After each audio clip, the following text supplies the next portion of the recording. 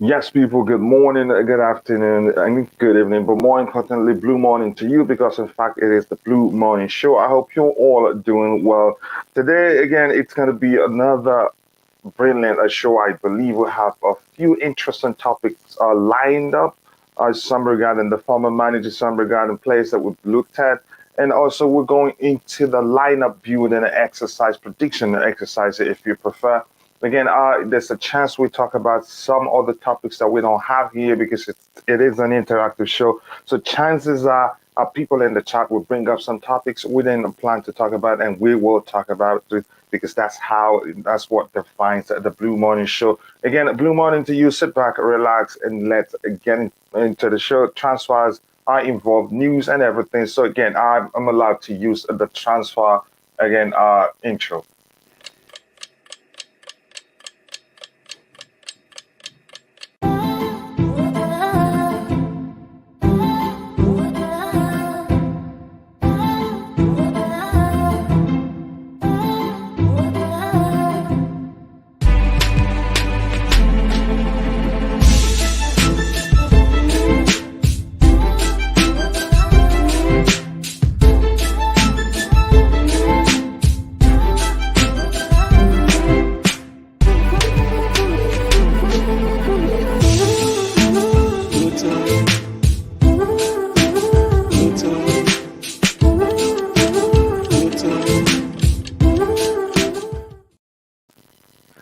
Yes, people, again, welcome back to the channel. Good morning, good afternoon, and good evening. More importantly, blue morning to you because, in fact, it is the Blue Morning Show. As it is the tradition here, I will go to the chat to say hello to those that are already there. And please, as you're coming in, keep liking the video. The likes do quite a lot for the channel. And let's try and get it to 100 likes today. We haven't reached 100 since the transfer window closed for a while now. I hope we do that today, but it's only possible if you again recognize the importance and take a second to like the video whenever you get a chance. Again, here we have Liam Lane, as usual, the first to arrive. He says a big up. He says blue morning to Chilla panel and chat. Blue morning to you too, Liam Lane. I hope you're doing well. English Maldini, big up everyone. Big up to you too, English Maldini. I think this is the first time I'm seeing you here. Please let me know if that's not the case. Again, if not, welcome to the channel. Please don't forget to like the video and also subscribe to the channel if you haven't. And Lee, how have you been, brother? It's been a minute. Please do let me know you're okay. Good morning, Liam Lane, again, Nightbot and Kachila. Good morning to you too. I hope you're doing well. This is just people saying hello to each other.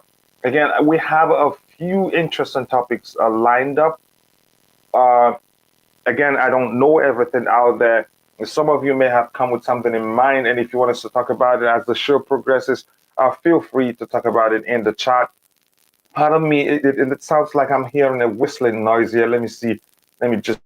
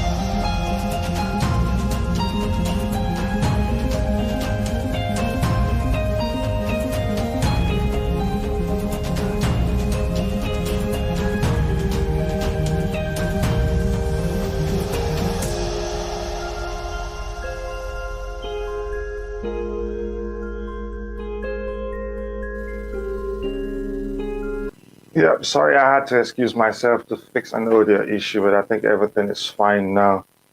I apologize about that. These things happen every now and then. That's usually sometimes it takes me time to start because I'm trying to make sure everything is fine. Now, I think we're good to go. Just give me a few seconds for the screen to reload, and we'll be up and running. Again, we're starting with this topic right here. And again, Liam, thank you for the quick notice there. That's usually very helpful. And we'll start with the story of Thomas Tuchel. As you can see on the screen, again, I feel the same too, but that's if he doesn't get the Bayern job. That's where this doesn't make sense to me. This says, again, Thomas Tuchel is believed to feel he has unfinished business in the Premier League, which he hoped to win with Chelsea. Again, you could say, again, maybe. Yeah, I think that sounds like something he would want to do. He want to win the Premier League before moving on from the Premier League. But unfortunately, I think if Bayern comes calling, given the situation they found themselves in, and the rumors that they're planning to fire Julian Nagelsmann, who again we heard that's again a clause, a sort of a clause again in on his contract, which gives Bayern the right to fire him and not spend that much money for payoff. And that is believable because clubs have learned, you could say, have learned quite a lot from spending a lot of money and firing and hiring new managers.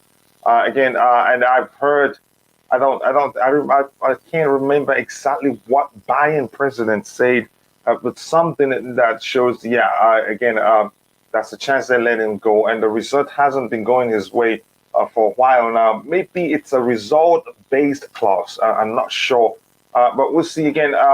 My point is this: even if Thomas Tuchel wants it to still, or even if he feels like he has an unfinished business in the Premier League and would want to win it, yeah, the Bayern job, I don't think he'd say no to it if they come calling. And again, the rumors that again Bayern are actually looking to appoint him, it isn't something I will look beyond. I think I will. I think it sounds like a legitimate move, and it would be a good move from Bayern because you could argue this is only, you could say, a top level manager available for the job. The likes of Zinedine Zidane, we've heard that his aim is to coach the French national team, or maybe some other. I'm not sure, but it doesn't look like Zidane wants to go into club football at this point. Maybe later on. I don't think Bayern would be willing to go for Poch. I don't think Pochettino has what it takes to coach Bayern. I think the most likely, manager to take over at Bayern, if should they decide to let go Julian Nagelsmann, will most likely be Thomas Tuchel. He's German. Again, he's proven that he's a good tactical mind. No matter how things went at Chelsea, there are a couple of reasons why you could argue why things didn't go well for him towards the end of his reign at Chelsea Football Club. Again, thank you very much for that, Liam. I think the battery wasn't charged properly, so halfway went up. But that's why we thank you very much. Again, Santiago Munoz says, "Morning, Coachella," and a big up everyone. Santiago Munoz, a big up to you too. I hope you're doing well. Again, anything else here to address? Let me see what we have here. Yep, again, big up, guys. Big up to you too, Bobby. I know you're probably at work. You're always finding time to join. I appreciate all your support and all the love you've shown to this channel. Thank you very much. That means a lot to me, and the Chelsea Perspective community. Because, like I've said before, we've grown beyond being a channel. We're now a community, and that's good to see. And that's due to the support we get from all of you. Again, if you haven't, keep liking the video, guys. We only have 10 likes now. We should be doing better than that. But thank you for 10 likes. That's not easy. Let me see again. In the case of Thomas Tuchel, there's something else here. Again, it looks like he was on a work visa.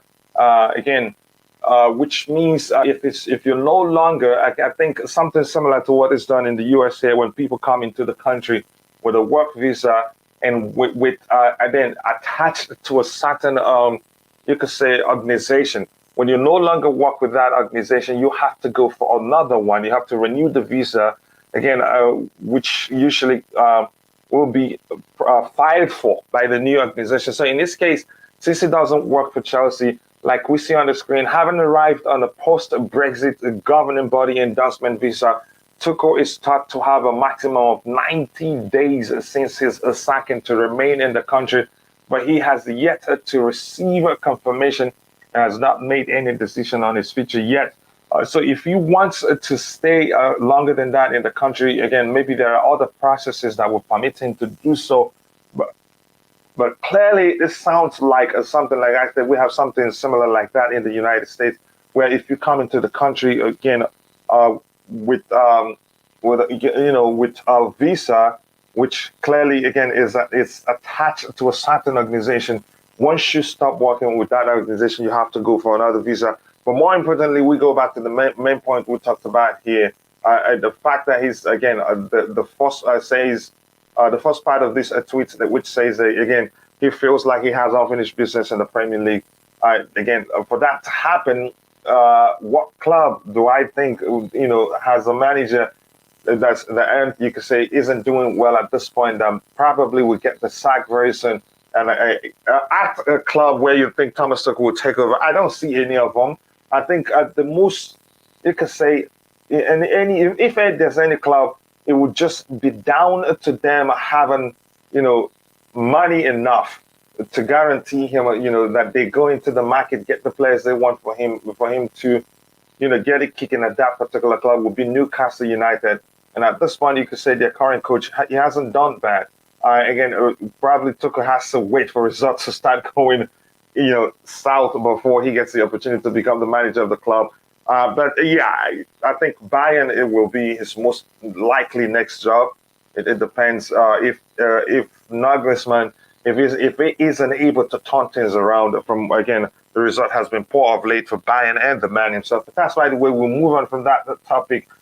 Let me try and get all the things we have in the chat, and we'll move on to the next, you could say structured topic and get it done with as soon as possible and go into the lineup building exercise, which is quite some fun. It isn't easy because it involves analyzing the players, the position in question, and the manager's approach to the game, whether it even consider fielding the player. Again, yep, as usual, I was going to ask you your ID if you don't excuse yourself to get a beer or a tea or coffee, but usually, the beer is usually during the evening. Morning, coach, morning, chat, morning to you too, Ryan Moaz. I hope you're doing well. Thank you for finding the time again to join the show. If you're in the chat, let us know. Let me know what you think about the Thomas Tuchel situation. It's an interesting one. And again, I wouldn't want him to, to coach any team in the Premier League. I'd want him to go to Bayern. If we're going to meet him, let it be him again, coaching a La Liga or a Bundesliga club, not an English club. Again, as much as that would be an interesting game, again, I wouldn't like it. Again, it would be heartbreaking for me. But that's, by the way, my loyalty lies with Chelsea Football Club, not the manager. I'm not going to follow him to whatever club he goes to, but I will always watch teams he coach because I've always liked his approach to the game. Here's Thiago Silva talking. Thiago Silva answers on the playing until he's 40. It depends on this season, and we will see what will happen in the World Cup. And it also depends on, on a contract extension. But I can confirm that my aim is to play until I am 40.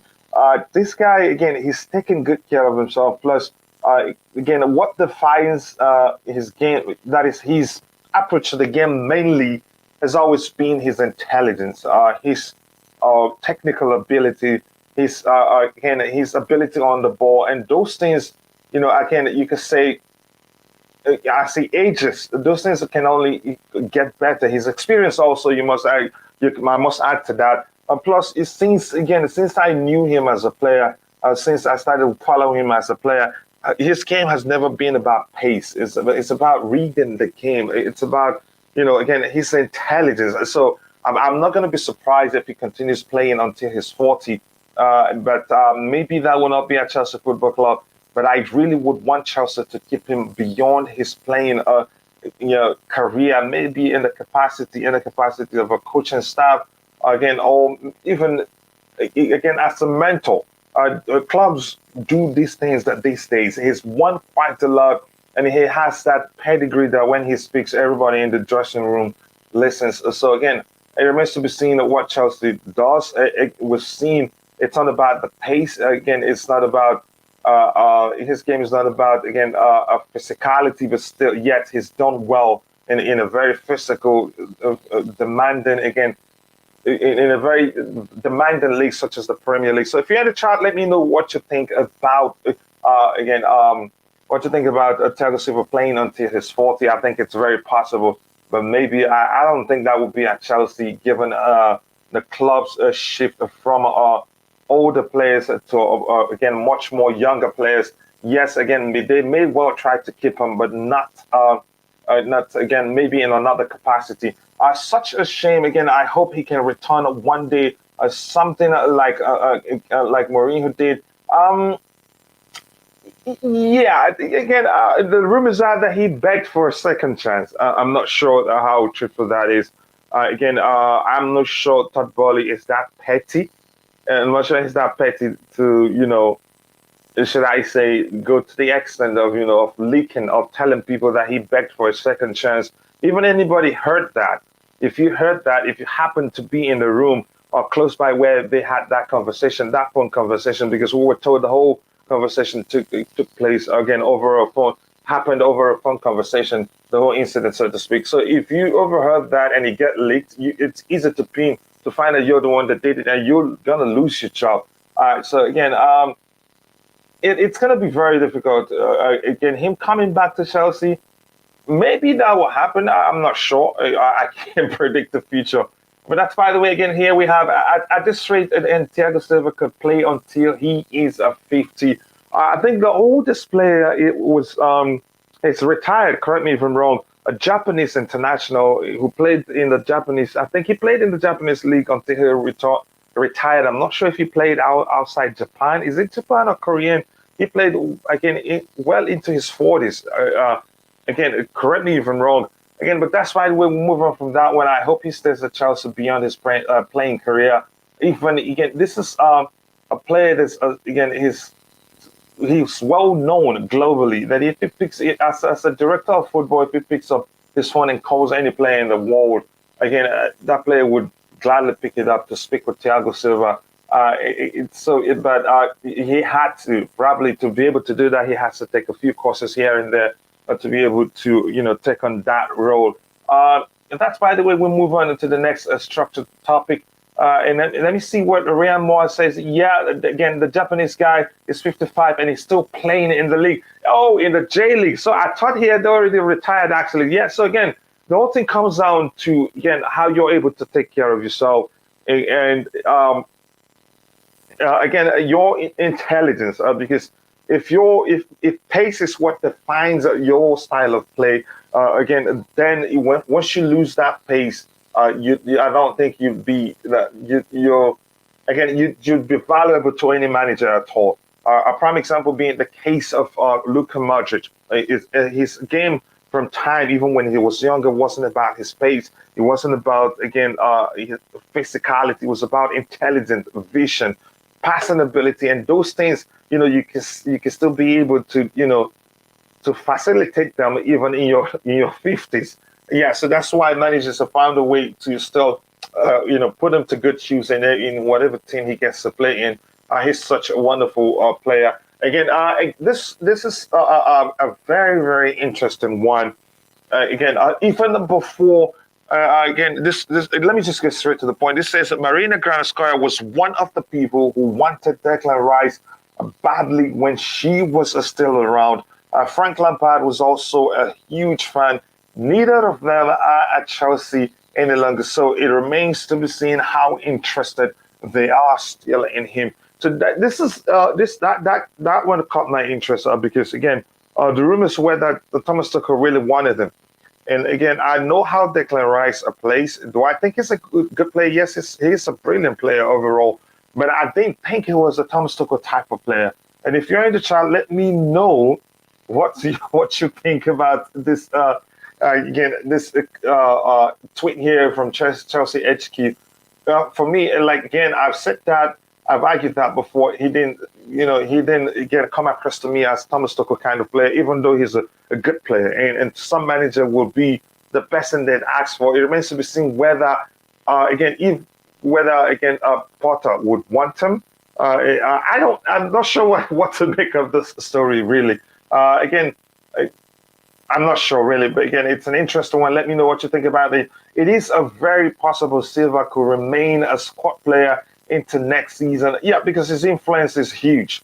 It's not again. He doesn't have to play, to to impact the performance of the team. Again, for instance, when Reece James was asked who's impacted his development as a player, at Chelsea, he mentioned Thiago Silva, and that was when Thiago Silva newly joined the team because they know him. They know they're well acquainted with his pedigree, with all the trophies he's won as a player.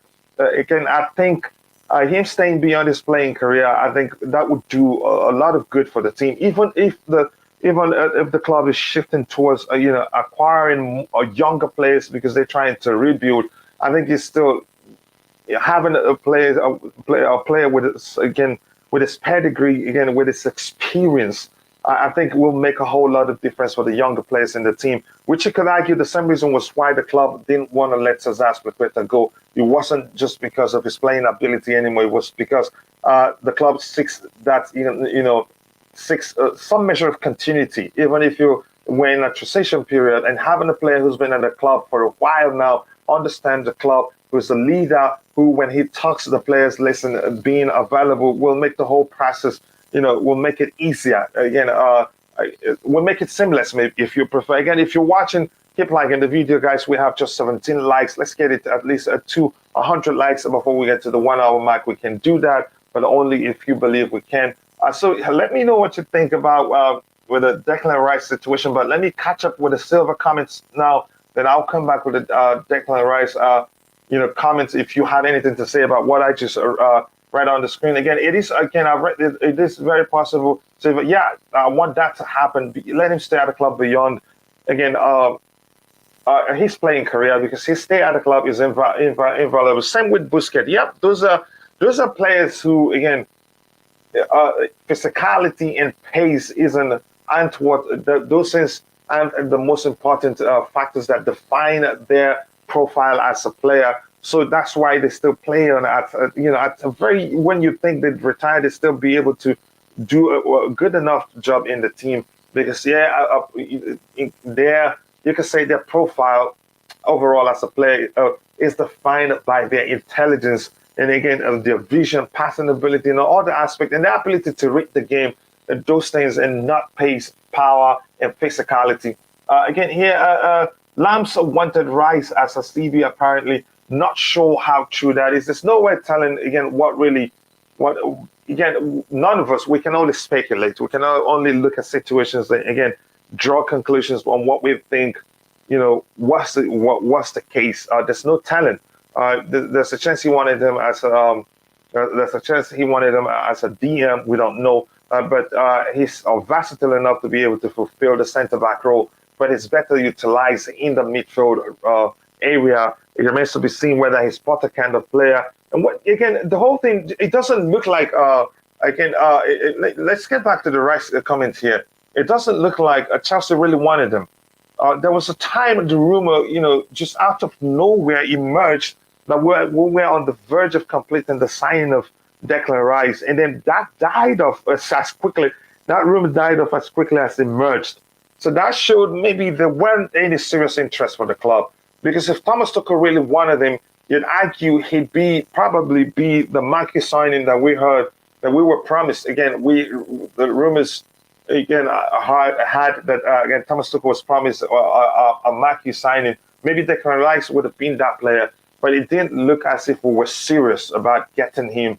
We don't know what's going on really. Again, we can only speculate. Silva as a defensive coach, clubs do that these days. I'd like to keep, like I said. It doesn't matter, again, in what capacity the club decides to keep him. Maybe as a mentor, actually, that works too. As a director of football, that will go along with too. Or maybe as an ambassador, South American ambassador, Brazil to be precise. I think he'd do quite a lot of job for the club. And again, if you're a Brazilian, For instance, if he probably decide to work with the club in terms of in the recruitment area, if you're Brazilian and Thiago Silva picks up the phone and calls you and said Chelsea wants you, you'd pay attention to him. I think he's respected, and hopefully he wins. If he wins the World Cup, that adds to his pedigree. That again broadens his pedigree as a player, as a respected Brazilian footballer. Because without that in his resume as a Brazilian, I think that's a huge minus. Brazilians value that a lot. I hope Brazil wins the World Cup again in the coming edition of the World Cup in Qatar, so that again, if we keep him, it had the full respect of Brazilians. Because without, if you retire without winning the World Cup, I think again you wouldn't get the full respect of Brazilians. But I know he's capable of doing that, and I hope that happens for him. He deserves it. He's won literally everything except that. Again, I am back. Morning again. I'm back again. Welcome back, Lee. Nice to always have you there. So we move on to the next structured topic. But if I see anything, if you see anything you want to, again, if you bring up any topic, if you're on the chat, you bring up any topic, I gladly again try my best to address it. And I have Bobby on the panel already. Let me see if he has anything to say with the Thomas Tuchel story. But first of all, Bobby, again, greetings to you. How are you doing, brother? I hope you're well. Hey, Coach. Hey, how are you doing, bro? I know you are at work, but thank you for finding the time to join the panel. That means a lot to me. Yeah, my pleasure, really. What's the topic today? Quite a lot, quite a lot lined up. A few things there before we go into the lineup exercise. The first one is that excuse me, Thomas Tuchel is believed again to feel he has unfinished business in the Premier League, which he hoped again to win with Chelsea, but didn't get the opportunity to do that. But my argument is this: probably that won't happen because it doesn't look like any top team in England that he probably would want to coach. They're all occupied, you can say, and they're all doing well. Newcastle, you can't count them as a top club at this point, except if Newcastle would want to come for him and then pay off their current manager, but which wouldn't make sense, and that would be very unfair because they have the money to promise him, okay, we're getting the players you want for you. Maybe you start again, or you have a fresh start with us again. But that's why the way. Let's move on from that one. If you want to talk about that, if not, I'll just move on from that one.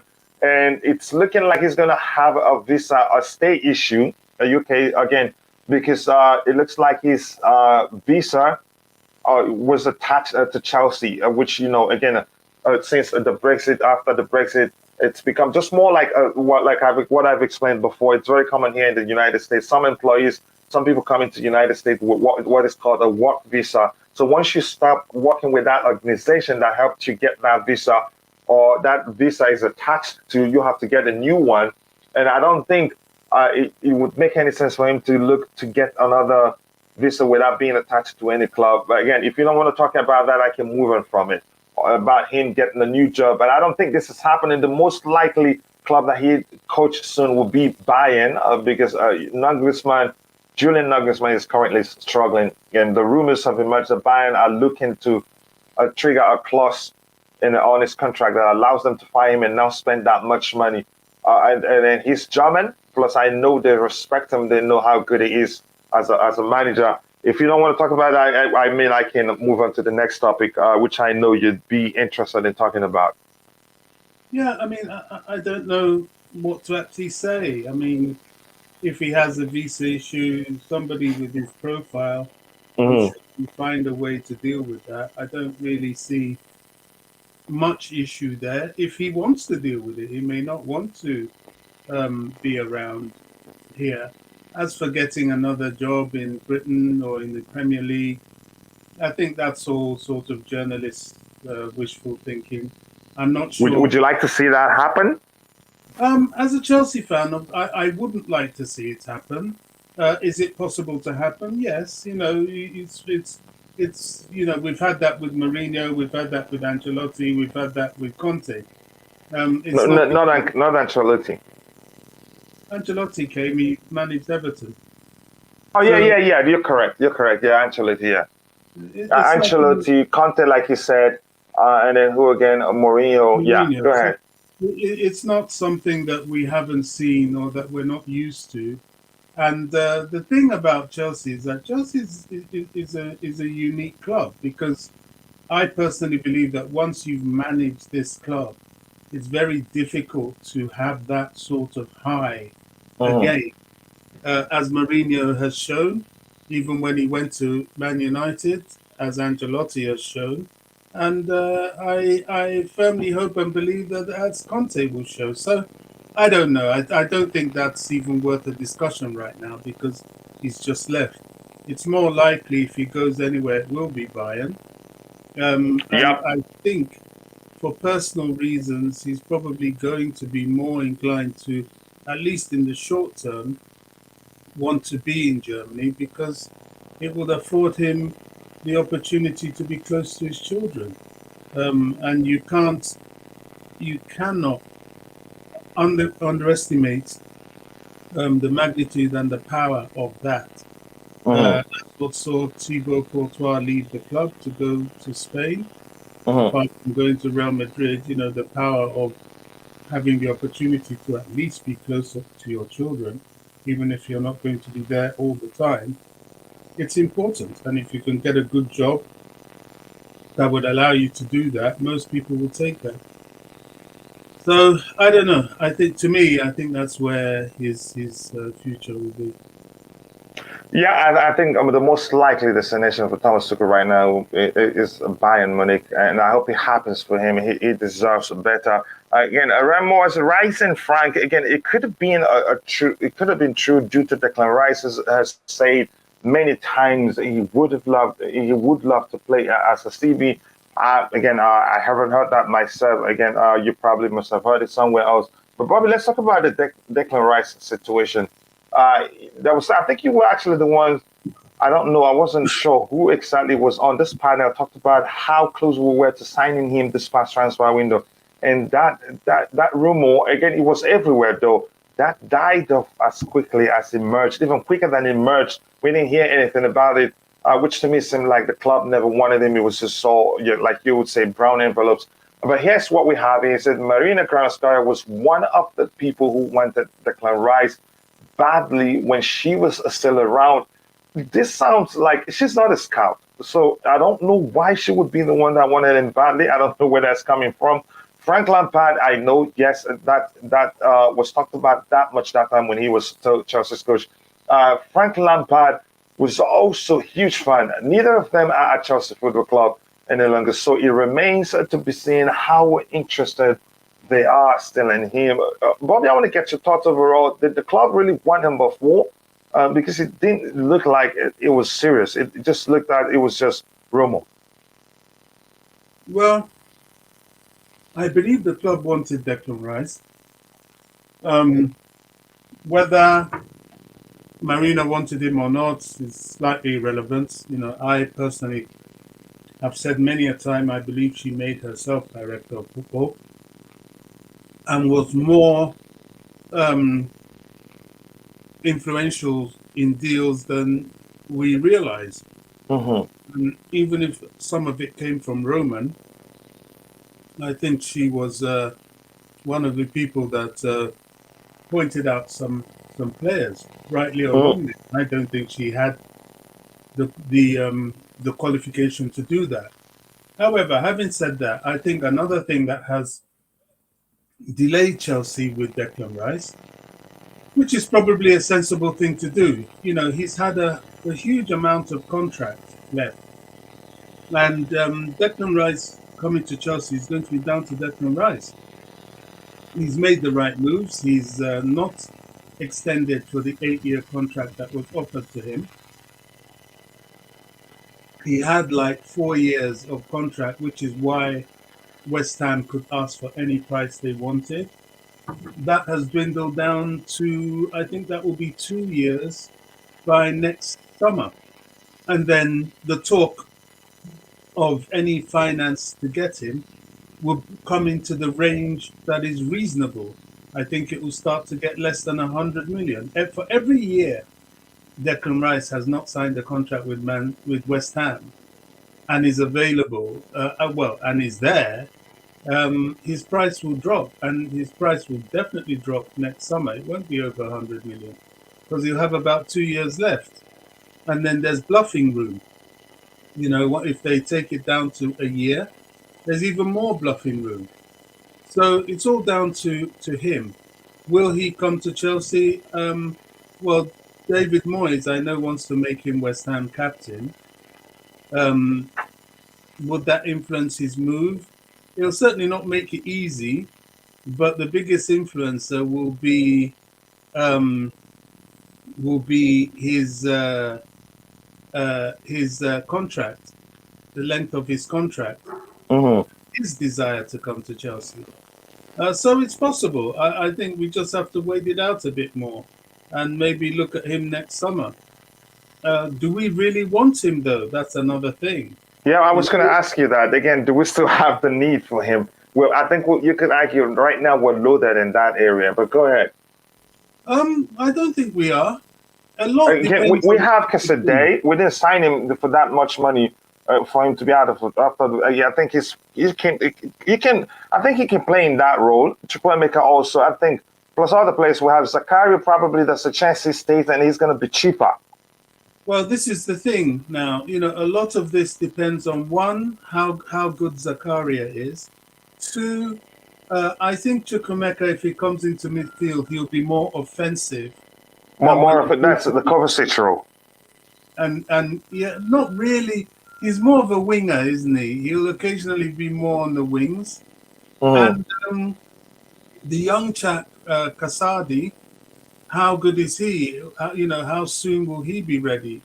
That's another thing. And also, Moyes Siedo. I mean, if we get him, which I really want Chelsea to do, you know, where does Declan Rice fit in? Is he, you know, is he particularly creative? I don't think so. He is creative, but he's not like somebody that can see a pass that nobody else does. So, you know, the need for him diminishes the longer this goes on.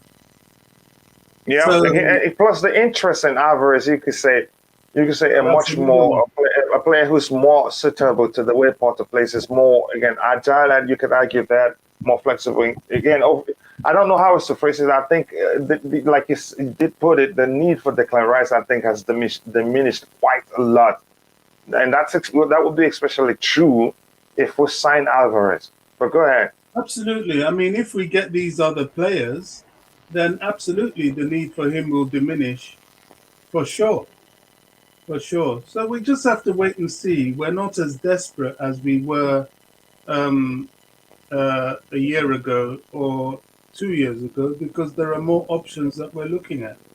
And there's no telling whether the club wants him or not. Still wants him.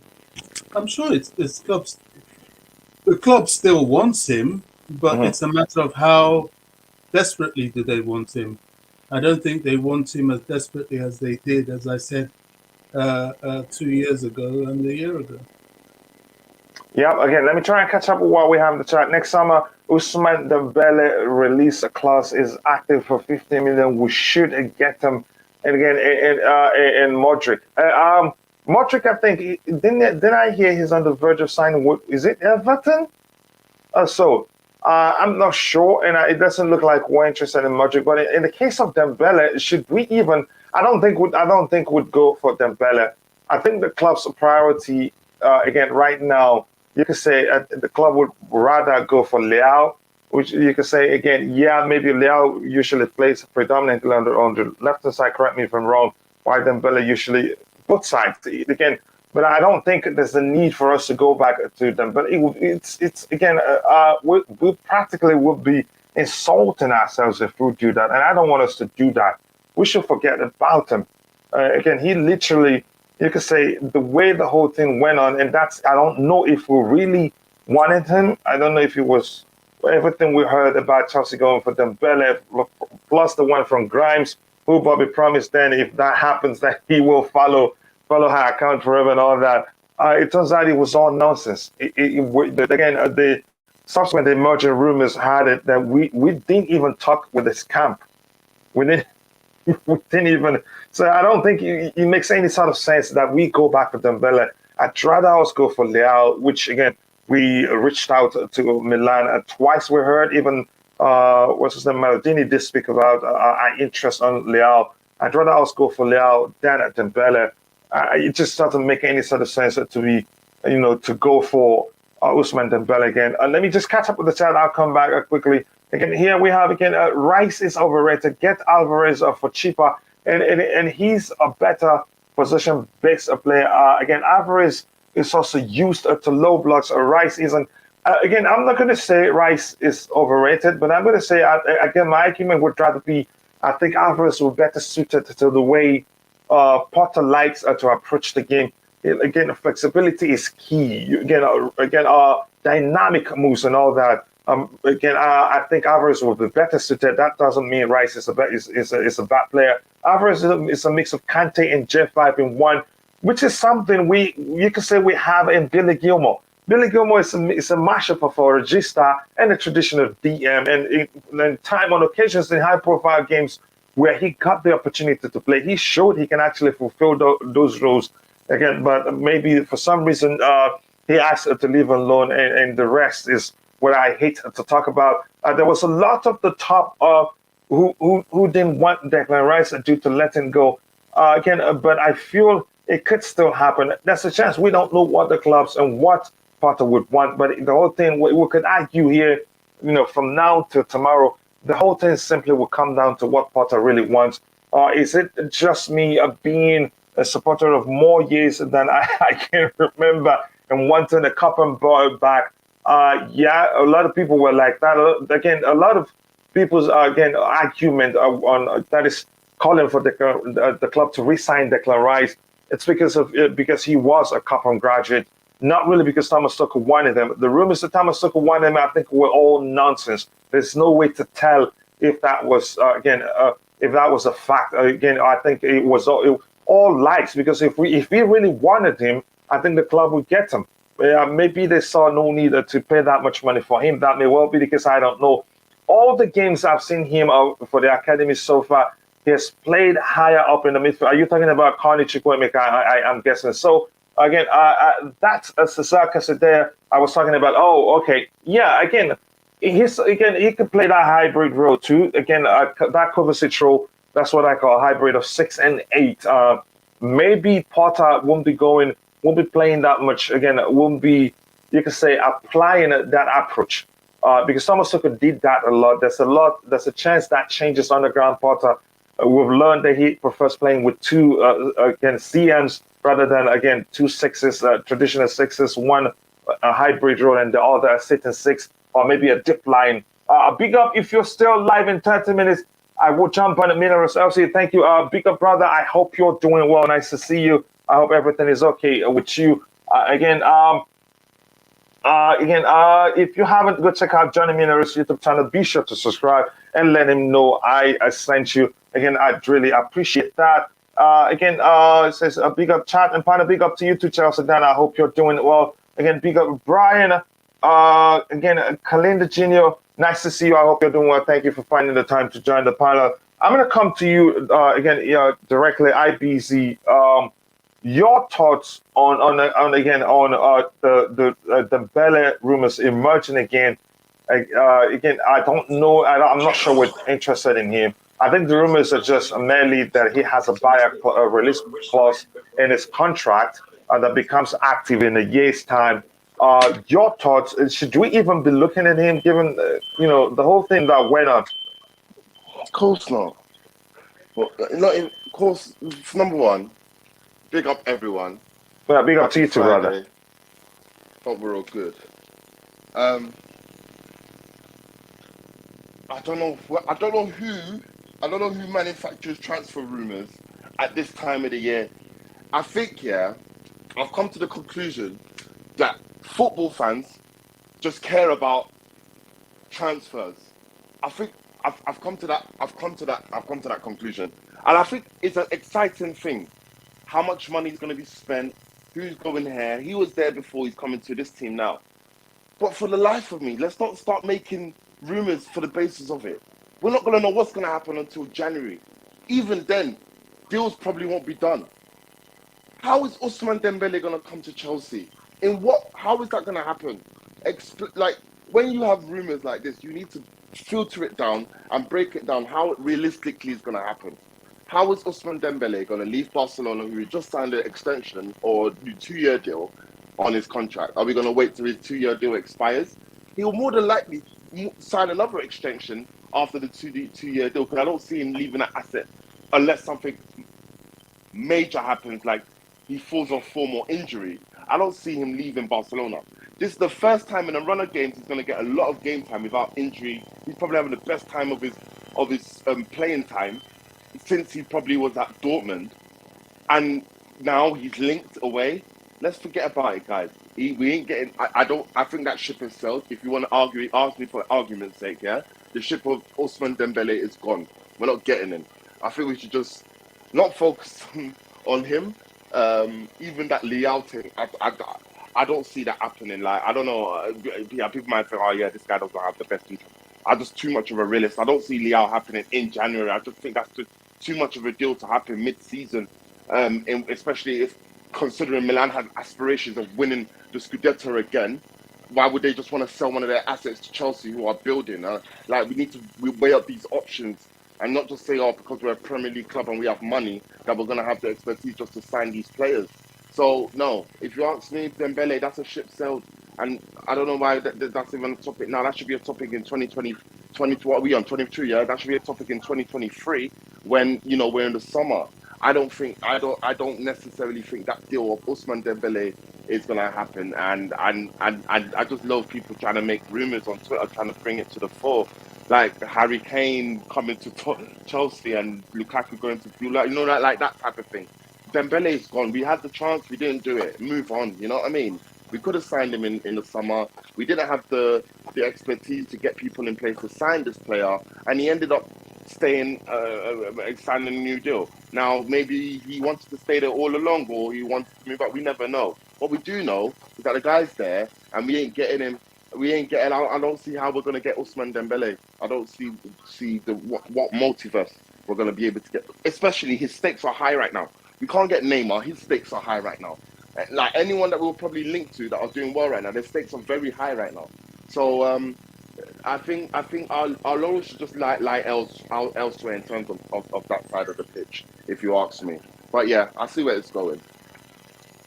Yeah, again, it's just I'm not sure what really to say there. It just again, it is Chelsea. If these things don't happen, then it's something that is truly wrong. Bobby, you want to talk about that? Yeah, I mean, do you know what? The funny thing is, I don't even know if we were ever in for Dembele. If we were, we probably would have made our move. Yeah, when and Grimes bamboozled all of us. Yeah, Who I don't bamboozled think. us? Sorry? Grimes, who say that I don't know if bamboozle is the right word. He's saying we provided him 5-year contract. The deal is Oh done. It's my just a matter god. of Yeah, him well, joining us. well, Oh my god. yeah, well, that person has sort of gone into hiding because Oh my basically god. she just made a fool of herself, and everybody is now, because we're never going to really accept or even acknowledge anything she puts out again, which is a shame. It was an unnecessary jumping of the gun. But I don't think we were ever after him. If it's true, then the way he's behaved has been, like he's snubbed us. So why would we want to go there I for like it. more embarrassment? There's Exactly. no point.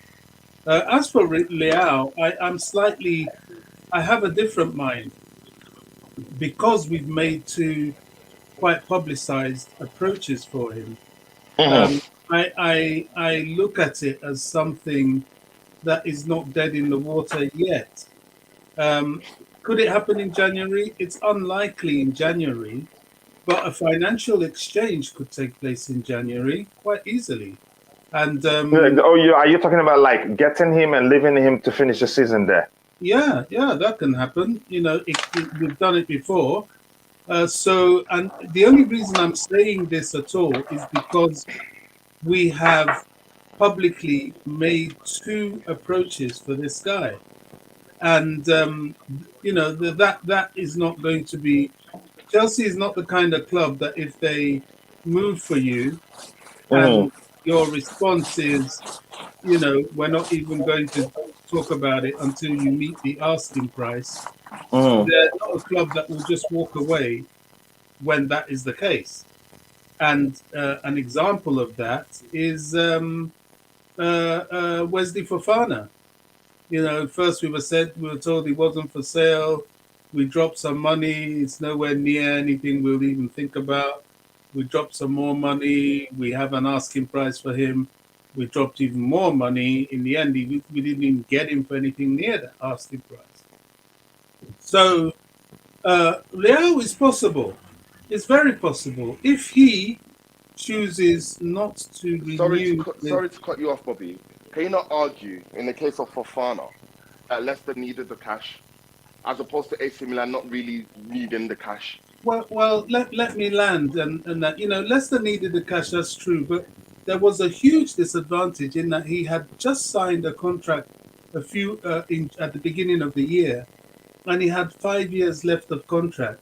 Now, in the Mm-hmm. case of Leao, Leao has about 2 years left of contract, and he's already rejected one contract. Now, there could be every possibility that it could be the agent trying to increase the value of the contract proposal from AC Milan. That's very likely. But if he is looking at a more attractive proposition and a different proposition, Mm-hmm. which currently there is no other place in world football that can offer him that other than Chelsea. People will say, "Oh, what about Real Madrid?" Well, Real Madrid with Valverde and Vinicius Junior would not really have that much room for him. He'll be good on the bench for them, but he's not going to start there. He's not going to start at Barcelona with Rafinha and Dembele. And everybody else seems to be quite well stocked in that wingers department, apart from Chelsea. So there is the attraction there. Chelsea will certainly offer him the wages. And with 2 years left of contract, if he's been rejecting all the contract proposals for AC Milan, AC Milan may well turn around and say, well, if he's not going to renew with us and his price is going to go down by the next season, and there's still that issue of money owed to, is it Sporting? I think it's Sporting is CP. That's the fine Sporting. For breach of contract. If Chelsea come and say, look, we'll pay this guy's release clause and pay the 15 million to Sporting, if they value him that much, I can see that deal happening. Football is a funny business, and there are enough green flags to not say this is not happening. You know what I mean? Bobby, I want to ask you, what is the legality surrounding Chelsea taking over? I don't know, obviously, legality, but what are the legalities surrounding Chelsea supposedly taking on another club's fine or a player's fine? Is there legalities in that? I mean, no. I think it's a stress. If you want to take the responsibility of paying that fine, that's up to you. Exactly. I mean, that's logic, isn't it? Yeah. I won't pretend that I'm any sort of expert in Portuguese law or what other that's exactly laws. what I'm saying. I think this is for the football. Again, it's from CAS, not really Portuguese law. It was taken to CAS. I'm not really sure I can stay here and say that, look, I'm an expert in sports Mm-hmm. law. Mm-hmm. However, there's something about laws that is universal. And there is the law of logic, which is very much applicable to the law of constitution. Because this ain't a transfer fee. That's what I'm trying to let you know. This ain't a transfer fee that Chelsea will pay Sporting. This is a fine. This is outside football. This is outside football transfers. Yeah, let him drop IBZ. And IBZ, bro. IBZ, let him drop. Just quickly, can you check your inbox? I sent you an important message, bro. All right, bro. I'll check it now. Yeah, your Twitter DM. Go ahead, Bobby. And you guys, you never let me finish, honestly. No apologies. I know he was trying to make a point. Go ahead, Bobby. I was just saying that it's just common sense, if, for example, let me put it this way. Let's say, IBZ, you owe me a debt of £10 and you haven't paid it, but, the £10 stands, and I say, IBZ, next time you go on holiday, or rather, next time you sell an item in your household, you have to pay me that £10. Now, if coach comes up and says, "Okay, I'll buy this item for you," and you're like, "Oh gosh, I don't want to sell it to you because I won't get enough value for money because I've got to pay Bobby £10," and coach says, "No, forget about that. I'll buy at your selling price, and tell Bobby I will pay the money." Now, I don't care about you. I just care about my money. And so if coach turns around and says, "Okay, I am paying on the behalf of this and this, get the paperwork, transfer the debt to me," fine. You know what I mean? It's all about the money. It's all about the money as far as I'm concerned. Money talks, it really does. So if Chelsea really want Rafael Leao, I think there is a more than 70% possibility they can get him. It's that simple. It's not a complicated thing. No, I think we do really want him. We went in twice, and Maldini confirmed that.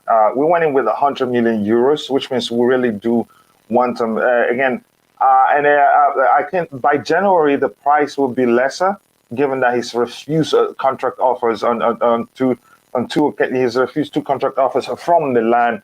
He wants more. He wants them to take care of the fine, the CAS, a fine that CAS was a court of arbitration for sports and all that. I think that's what it is. So again, Coach, sorry? please, just one more thing. Another thing that could appeal to Milan is apparently there was a time they had their eye on Ziyech.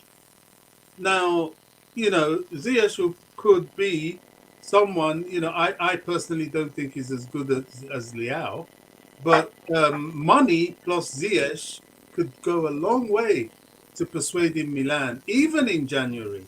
It's not likely in January, but even in January, if you're giving them a player in exchange so that they don't have that gap in their squad, Yeah.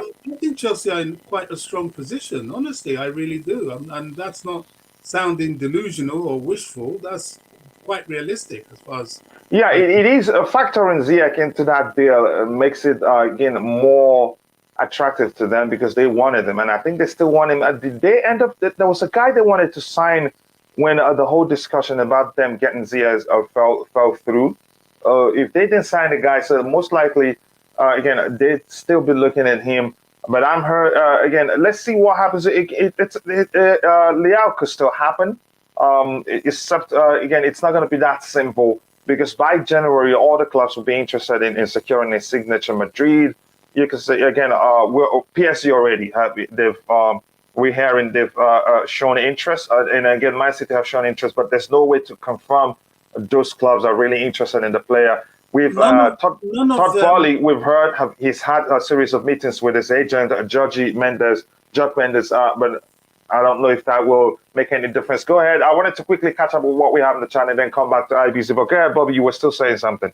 Just really briefly, that none of these clubs you're mentioning will really be able to put in a strong challenge for Real unless they offload players. Now, ask me, will Real Madrid substitute Valverde Vinicius Jr. for Rafael? They won't. He's now really established there, and I think they've got so many others coming through on the bench as well as people like Asensio that they're not even using. They're going to have to need to offload before loading. I just think Chelsea is in a very strong position for this guy, and they should continue piling the pressure to get him, because eventually it will buckle, especially if he's not signing a contract. And as you said, January his price goes down. By summer, he's gone for sure. Yep. Yeah. Again, I think they'd be, if he doesn't extend, most likely they will sell him in January. It wouldn't make business sense to let him, watch his contract wind down and then he leaves on a very cheaper than they could have gotten from us this past transfer window, or in January if they refuse to sell. Here, let me catch up with the chat. I'll come back and bring in IBZ. Brian Hostin again says, very true. Football fans only care about the transfers. Again, they care quite a lot about transfers. It's again a silly season. It's called. a quite interesting period for everybody that follows football. Again, it is the final boys who just care about the transfers and clickbaiters who have no other way of making money. I think that's the truth. Again, they make the most of the slightest of again stories that they know people will be interested to, to pay attention to. They put it out there, put a little twist to it, and there are no laws, that say they can't do that. So they do it and they get away with it. Dembele was never coming here. You're right. Again, the ship has moved into the sunset. No more chat about him. This is closure for me. Again, it was more of his agent than us wanting him. Probably used us to force Barcelona to move quickly. And to my Niger brother Eric, Blue. Good morning, Kachila. Long time. How you doing? How you doing, my brother? I hope so you did good. Really, I wanted to message you on Twitter to know how you're doing because I haven't seen your tweets of late. Again, not in the chat, but more importantly, I hope you're doing well, bro. Please do let me know. Nice to see you here again. Dembele wanted Barca to keep him. That's why his agent again targeted CFC move. I'm not sure. Again, I don't really know what happened. Correct, Bobby. Agents work again. Agents work it that way. That when their clients' contracts are due for renewal, again, you could say they pay journalists to put out stories that club A, B, C, D, E, and F to Z, if you prefer, wants that particular player, which forces other clubs, to go beyond what they don't want to do, or the current club of the player to move quickly. We saw that with not signing again. What's the other Bayern Munich Bayern player? The rumors came out that we wanted. We did. I'm not sure we even wanted them. But that's why we thought Bali wanted CR7 Neymar. That's that means we're able to pay any player in the world right now. Again, there's no way to tell whether really Todd Bowley wanted Ronaldo. I think those well, or you could say you just call him nonsense until you hear Todd Bowley come out and say, "Yes, we wanted Ronaldo," and yeah, but Thomas Tuchel didn't want him. Or you hear Ronaldo say, "Yes, Chelsea wanted me, but it didn't work out." Again, just to see all those things as rumor, and as I've always advised people, all those things, group them all together, dump them in a bucket, level them as speculations or rumors. Try to put, go through them, and if you look at them, there's nothing seriously out there. There's nothing that says really we wanted Ronaldo. If the owners wanted him and they knew from time, like we've heard, that they were going to let Thomas Tuchel go, they'd sign him anyway, whether he wanted him or not. So it just doesn't make sense now. What's the thoughts of the panel on the prospect of again feeder clubs? Okay, since this comes up and it's an interactive show, let's get into it, Bobby. Do you think that's something in the future that will become a problem? Because, for instance, the Red Bull, again, you could say, should I call them an entity or group? They have Salzburg, they have Leipzig, right? And those are two clubs that play in UEFA Champions League. Look, So don't you think that in the future we'll start having issues, conflicts of interest and all that, will pop up sometime in the future?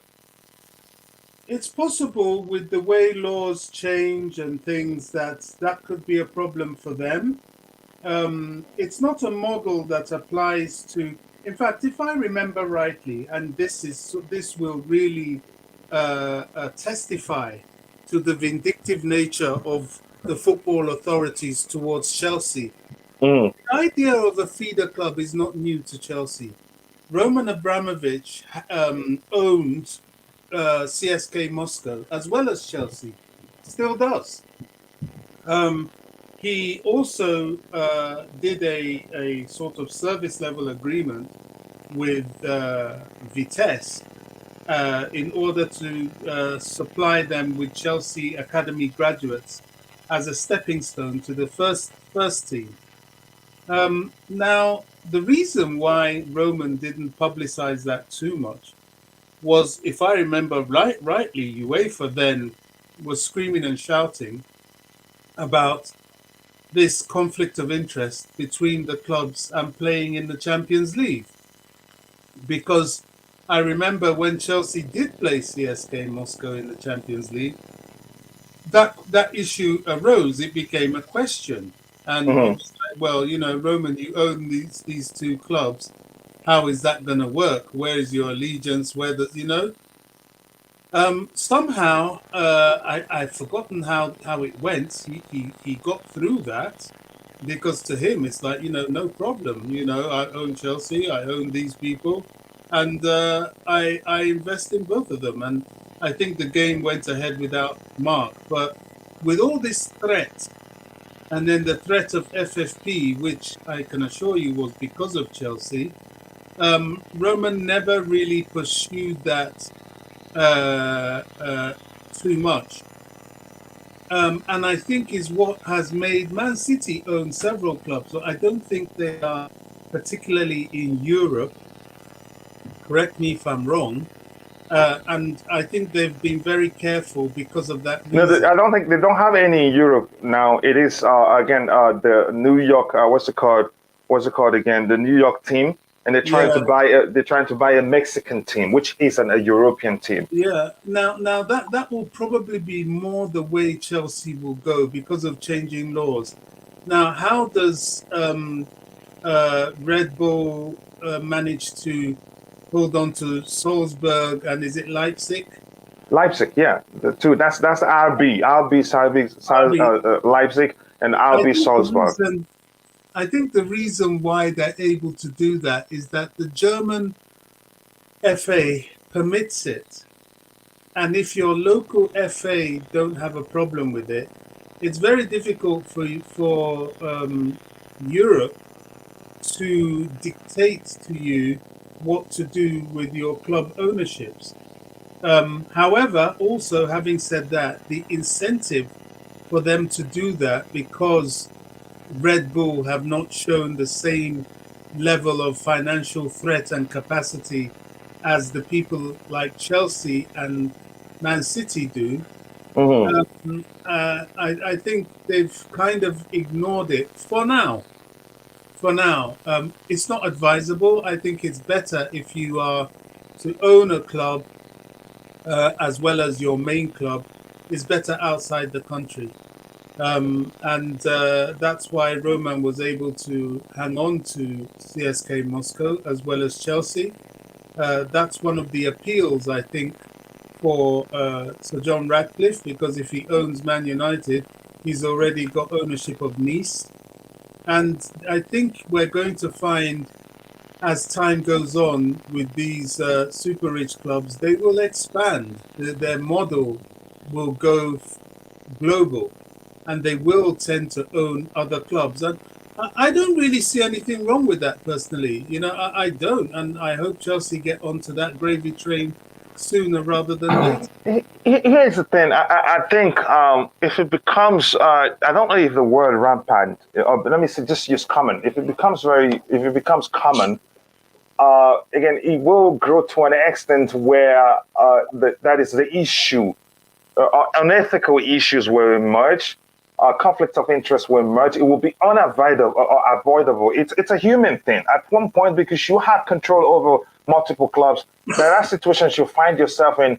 You try to cheat. You try to get find to do something with the other club that will favor the other one again, which will eventually come out someday. Again, clubs cheat even in situations where that isn't the case. But if you have control over multiple clubs, I see the possibility again. If it, like I said, if it becomes very common, I think the issue of ethical issues such as conflicts of interest, serious ones, will emerge. Again, I don't know how it's to say that these things, the issue of having one club to behave one way or the other in terms of result to favor another club. We're talking about two clubs that doesn't have anything in common. Two clubs that are two different entities, but they find a way to bribe somebody in one other club to get them to behave one way so that the results will favor them. Let alone when a single individual or an organization owns multiple clubs. And so I think in the future it will become an issue. And like you said, maybe the structure there in the Bundesliga allows it to happen. I'm not sure. I see your thoughts. To me, I'm concerned really. Yeah. So I'm just going to start. Sorry, Bobby. I love you to bits, man. But I'm just going to have to counter a few things there that was said in it. Yeah, that The makes it a ownership, show, and Bobby understands. the ownership of Roman Abramovich. I don't think Yeah, no problem. he had ownership of CSK. That would prohibit two UEFA competition teams to be owned by a single entity. I don't think that's possible. I see that he is looking into CSK Moscow, obviously in light of the sanctions, but I don't think he owned. He didn't own CSK Moscow. In the case of Vitesse, you're correct. We had affiliated clubs. We have like 6 or 7 affiliated clubs. Vitesse being the most renowned. I think we even have Antwerp, or is that Man City? Obviously, clubs of our stature is going to have affiliated clubs like Manchester United, like Liverpool. Clubs where they may not just be used for like. Our model was to send, because we had a big loan system. Our model was to send out loan players to Vitesse or what have you to gain experience for the first team. We did that with likes of Mount and what have you, a few others to mention.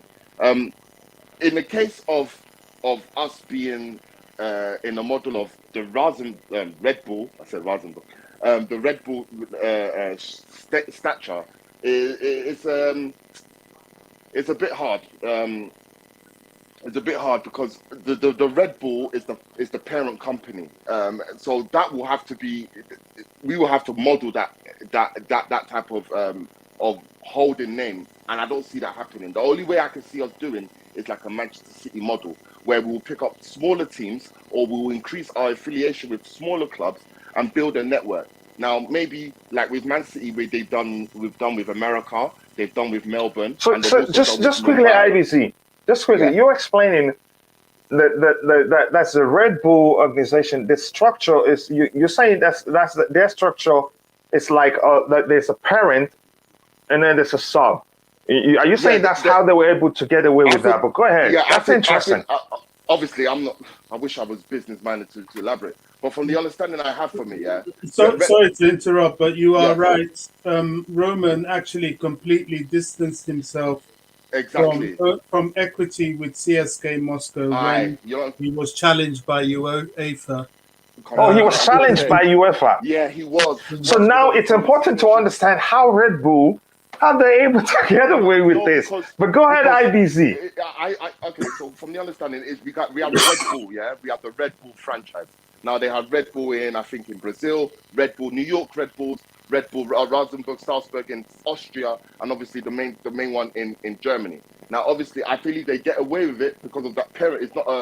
It's not like a, I don't know, maybe it's not like a single entity.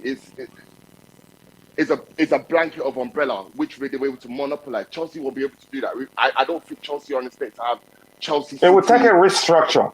Yeah, it will take a restructure, and I believe that model works for them because they're not in the Premier League, and it falls like in terms of German FA and the Austrian FA, it kind of works well. Where they have this policy in German, what is it, the one to every 1,000, where the supporters have more of a say in the club than the board.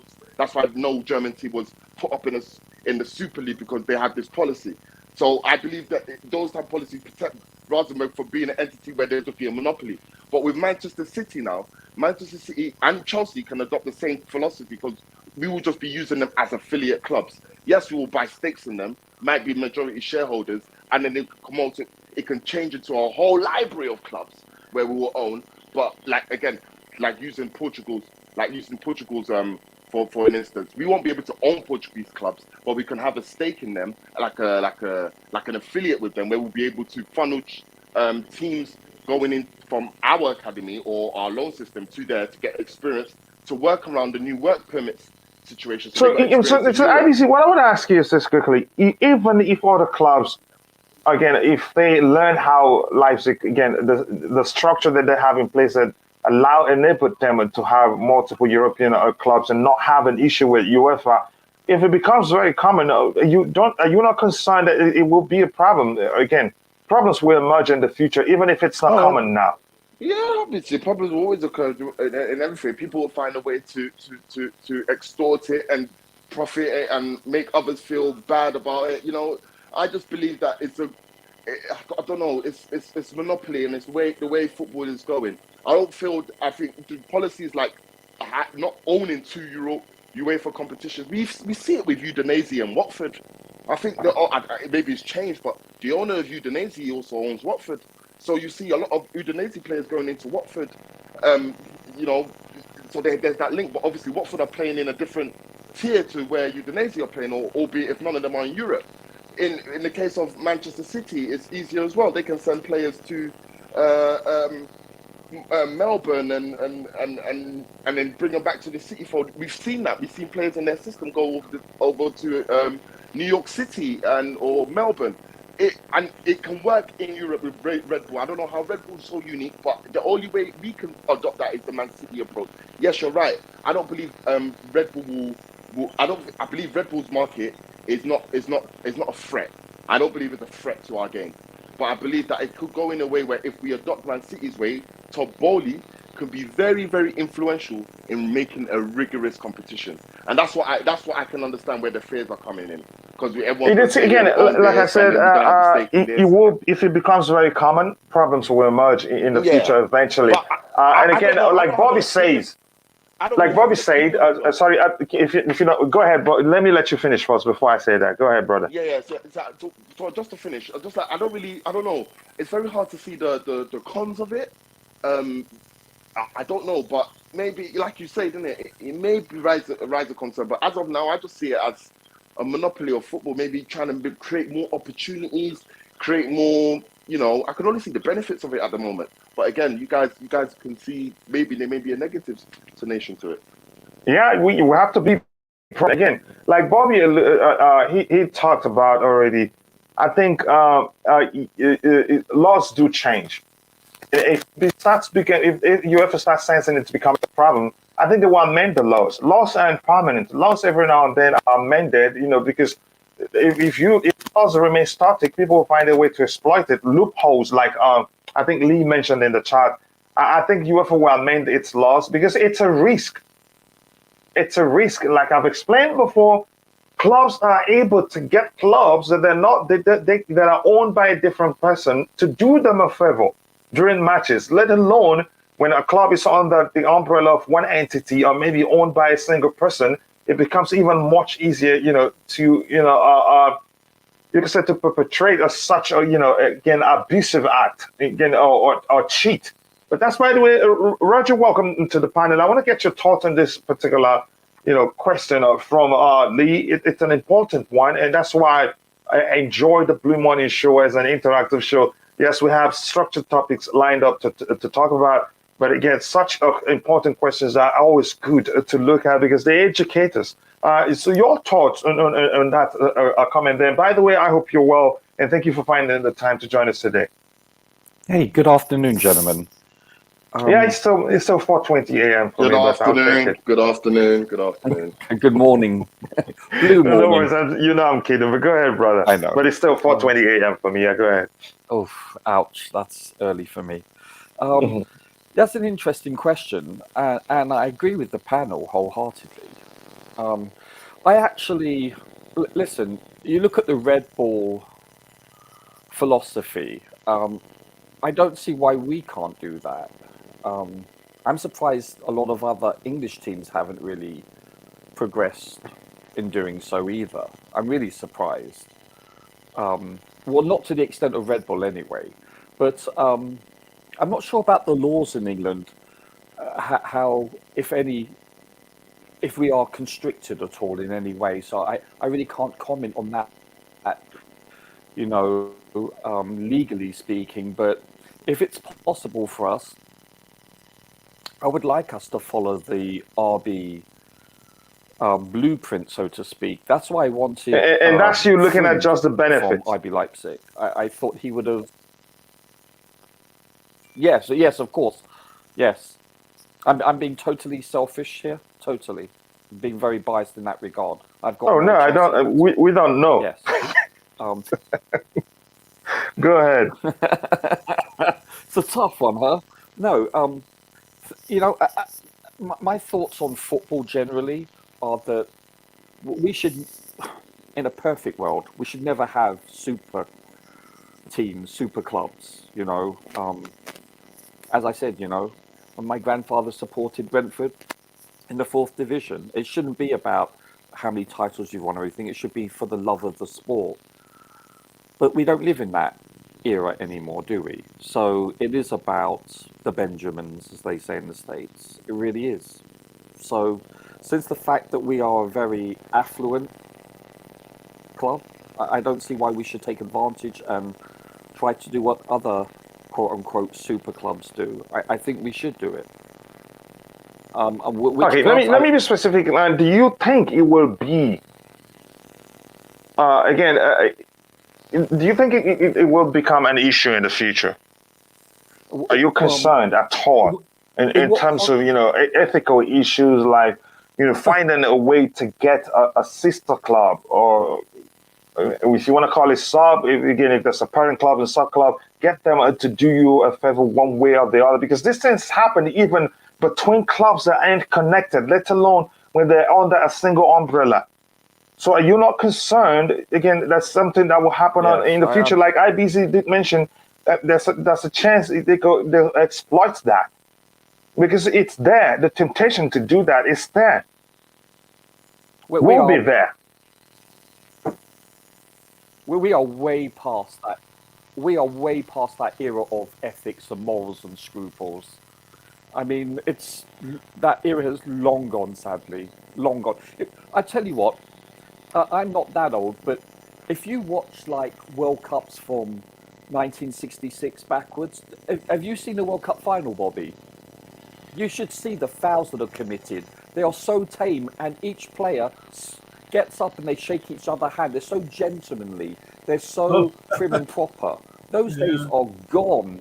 It's both on the field and off the field. There's so much more unscrupulous individuals and ethoses that are perpetrated now. Long. It's just ridiculous. Yeah, I mean, is it morally and ethically wrong? Of course it is, sir. But those days that's in Queen Victoria's era. As simple as that. All right, Bobby, you want to add anything to that? Go ahead. Sorry, you were still talking. Not that I agree with it. I'm just stating my observations. Of course, we should be moral and ethical. Of course we do. Do I see any issues with it? Yes. Like there are some teams that will say we can't afford your salary, but guess what? We'll give you a Swiss bank account where we'll pay you for doing advertising and so forth. There's rule breaking consistently. So listen, these owners are multi-billionaires. I'm not just about ours. I'm talking about a lot. Yeah, go ahead. Let me try and take care of some static sound. Somebody in the chat is saying that. Yeah, go ahead. Really, that's why I rebooted. It's really horrible. Hey, that's perfect. Whatever you did, wunderbar. But I'll be honest with you. These people are so rich and powerful that they can squirt around the laws so easily that it's whether you get your fingers caught in the cookie jar, proverbially speaking, or not. That's the issue. I think there's a possibility we might be looking too much at this. I say that because, there's a limit to how much you can restrict trade. And this is simple trade. I mean, the more expansive and the more commercial football becomes, the more this sort of thing, at least within certain boundaries, will happen. If in the motor industry you can get people like, Mercedes-Benz now owning, I've forgotten who it is they've taken up. You get the big car companies making ownership or taking, the smaller ones. I don't think football will be any different in that sense. And I think the only thing that may be restrictive is there will be harder rules. Like I can't see a time where you can own two clubs in one league, for example. I can't see that happening. I think you'll be very hard pushed to own two clubs in one continent. Very hard pushed. there are issues, and IBZ quite rightly raised the issue of Roman Abramovich and CSK Moscow, and that could well be an issue with John Radcliffe and his designs on owning Man United, because he owns Nice, or at least is a part owner. So I don't know, but the fact of owning other clubs, I don't think I think it's inevitable. I really do. And if it's in another continent, it's certain. It's certain. The one I'm waiting for, and that has surprised me a great deal, and maybe I'm going to sell the idea. You heard it here first. I was, I recollected a conversation I'd had several conversations with Michael Emenalo. That's why I'm so in his corner, because I actually met him, and I really like the guy. He's a very nice guy. And one of the things that was in discussion was that he actually played football in the African leagues. He actually started off playing in his home country, in one of the top teams there, before moving to Europe and so on. And he was quite an established player internationally. And I never forget when he was talking about ownerships, because they were having some issue about some very rich individuals coming and owning clubs. And it just dawned on me. I thought, wow, maybe one day one of these rich men that come and pick up clubs in Europe may decide to own a second club in a developing country. It's happening already. The only place it has been untapped is sub-Saharan Africa. Now, if you want a conveyor belt of youth, young players and talent, I can see that happening very, very much. I can see a lot of these big money establishments going in there, promoting their leagues in order to harvest new talents. I can definitely see that, and football is going to be more like that. It's going to be more global, and not just Africa. Asia remains an untapped field. For some reason, Chelsea started it. They started looking for. They had this competition where Chelsea was specifically targeting the next big Asian star. Now, I was never fully comfortable with that, because I think there were some diversity issues that could be raised with that. We're not that country, really. We don't kind of do things with certain separated groups. I'm never in support of that. But nothing really stops someone from tapping into that market. They must have leagues.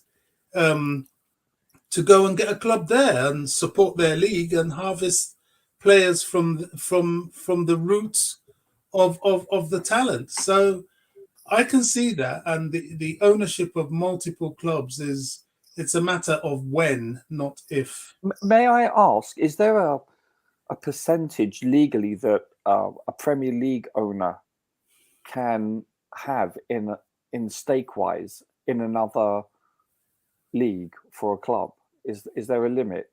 Does it have to be less than 50%? I don't know that answer, but I don't know that answer. But logic will tell me, one, it depends on the laws of that land, and foreign ownerships of enterprises on that land, which could be quite different for different countries. But is it prohibitive here? I think the argument is that you don't have to be a majority owner in two clubs. I think that's what I learned during the Chelsea conundrum. Please let me know. Can you still hear the static? If it is my mic. You see, with Red Bull, yeah, I think Red Bull are unique. Just quickly, how does it sound now? Is it fine? It's perfect. I messaged you in private chat. It's gone. Thank you so much. Go ahead, Bobby. You were saying something. Sorry. I was trying to answer the question to that, and I think that's a very important question. And I think the answer still is, it depends on the laws of that land. If the laws are flexible to foreign ownerships, like in this country, we are very flexible to foreign ownerships as long as you pass the fit and proper persons process and legislation. Doesn't matter where you're Sure, from. but You can own a football club in Islam. But does the Premier League or the FA restrict any owners nationally here from owning a certain stake percentage overseas? Maybe that would be the more pertinent question to there's, ask. I think, Does that yeah, make I think there's sense? more Regardless of loopholes foreign around rules. it. Not to my knowledge. Yeah, I'm I sure there think, is. yeah. If there was I'd a be interested to restriction, find out. That's all. I then was just curious. well, how come the Man City The reason why I people ask is own? because why haven't City? Because What does City own? they own own a New lot of York. clubs. But it's not owned. It's more of a. It's not like outright In owned UEFA? by the Abu Dhabi. They're part of the City Group. It's like a affiliated network of clubs where they'll use them for Subsidiaries, all yeah, sorts. parent companies.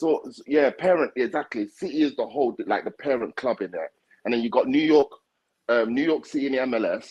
You got New York City in Melbourne. Sorry, you got the Sure. Melbourne City And there's Group. You shell got the Mumbai companies. I City get Group. it. There's shell companies, And you etc. exactly, Well, and having you got having said that, then Chelsea have a much better chance of doing that because the greatest majority stakeholder in Chelsea is clearly capital, and their Yeah. trade is investment. They yeah. are So exactly. I think that doesn't that's not a problem for that. But what I think differs with with Red Bull and over here, and why Man City can't even do the Red Bull thing is because I believe in terms of Brexit rules as well, players' work permit issues. And that type of criteria prohibits players from just coming in and just being at a young age, as opposed to what it is in like Austria or Germany. You know, IBC, those what's Brexit? Just kidding. you know what I mean, like those immigration rules. So like I mean, West Ham played Europa Conference League against I forgot the team. Two of their players didn't meet work permit rules to come into the country and could have played that Europa Conference League tie against West Ham. Two players that were influential for that team, and those were rules in light of after Brexit rules in terms of you have to be a certain have certain points or your registration. So those type of rules in place in England may prohibit that style of Red Bull. Again, Red Bull have so many franchises, not just in football. They are in F1.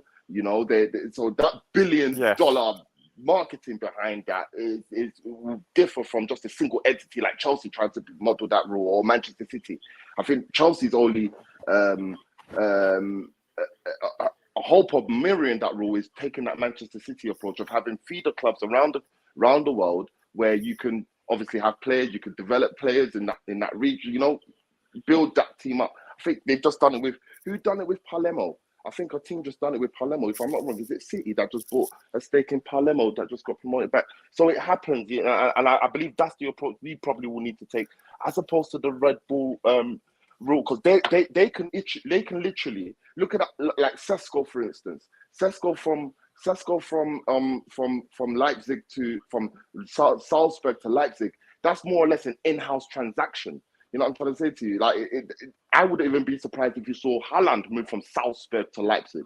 Like, I don't know what transfer incurs that will cost, but those type of deals seem to me that will be much more in place, as opposed to if we had that type of, let's say we owned, I don't know, we had Chelsea and we owned, I don't know, a team in the Championship as well. Like, I don't see that type of issue being relevant to us. I just don't know, maybe because of the immigration rules we have.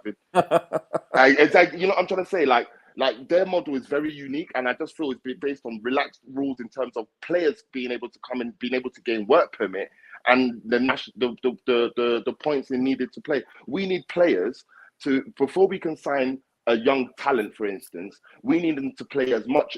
We need them to play in international matches for a certain period of time before he can be eligible to play to gain work permit in the Premier League.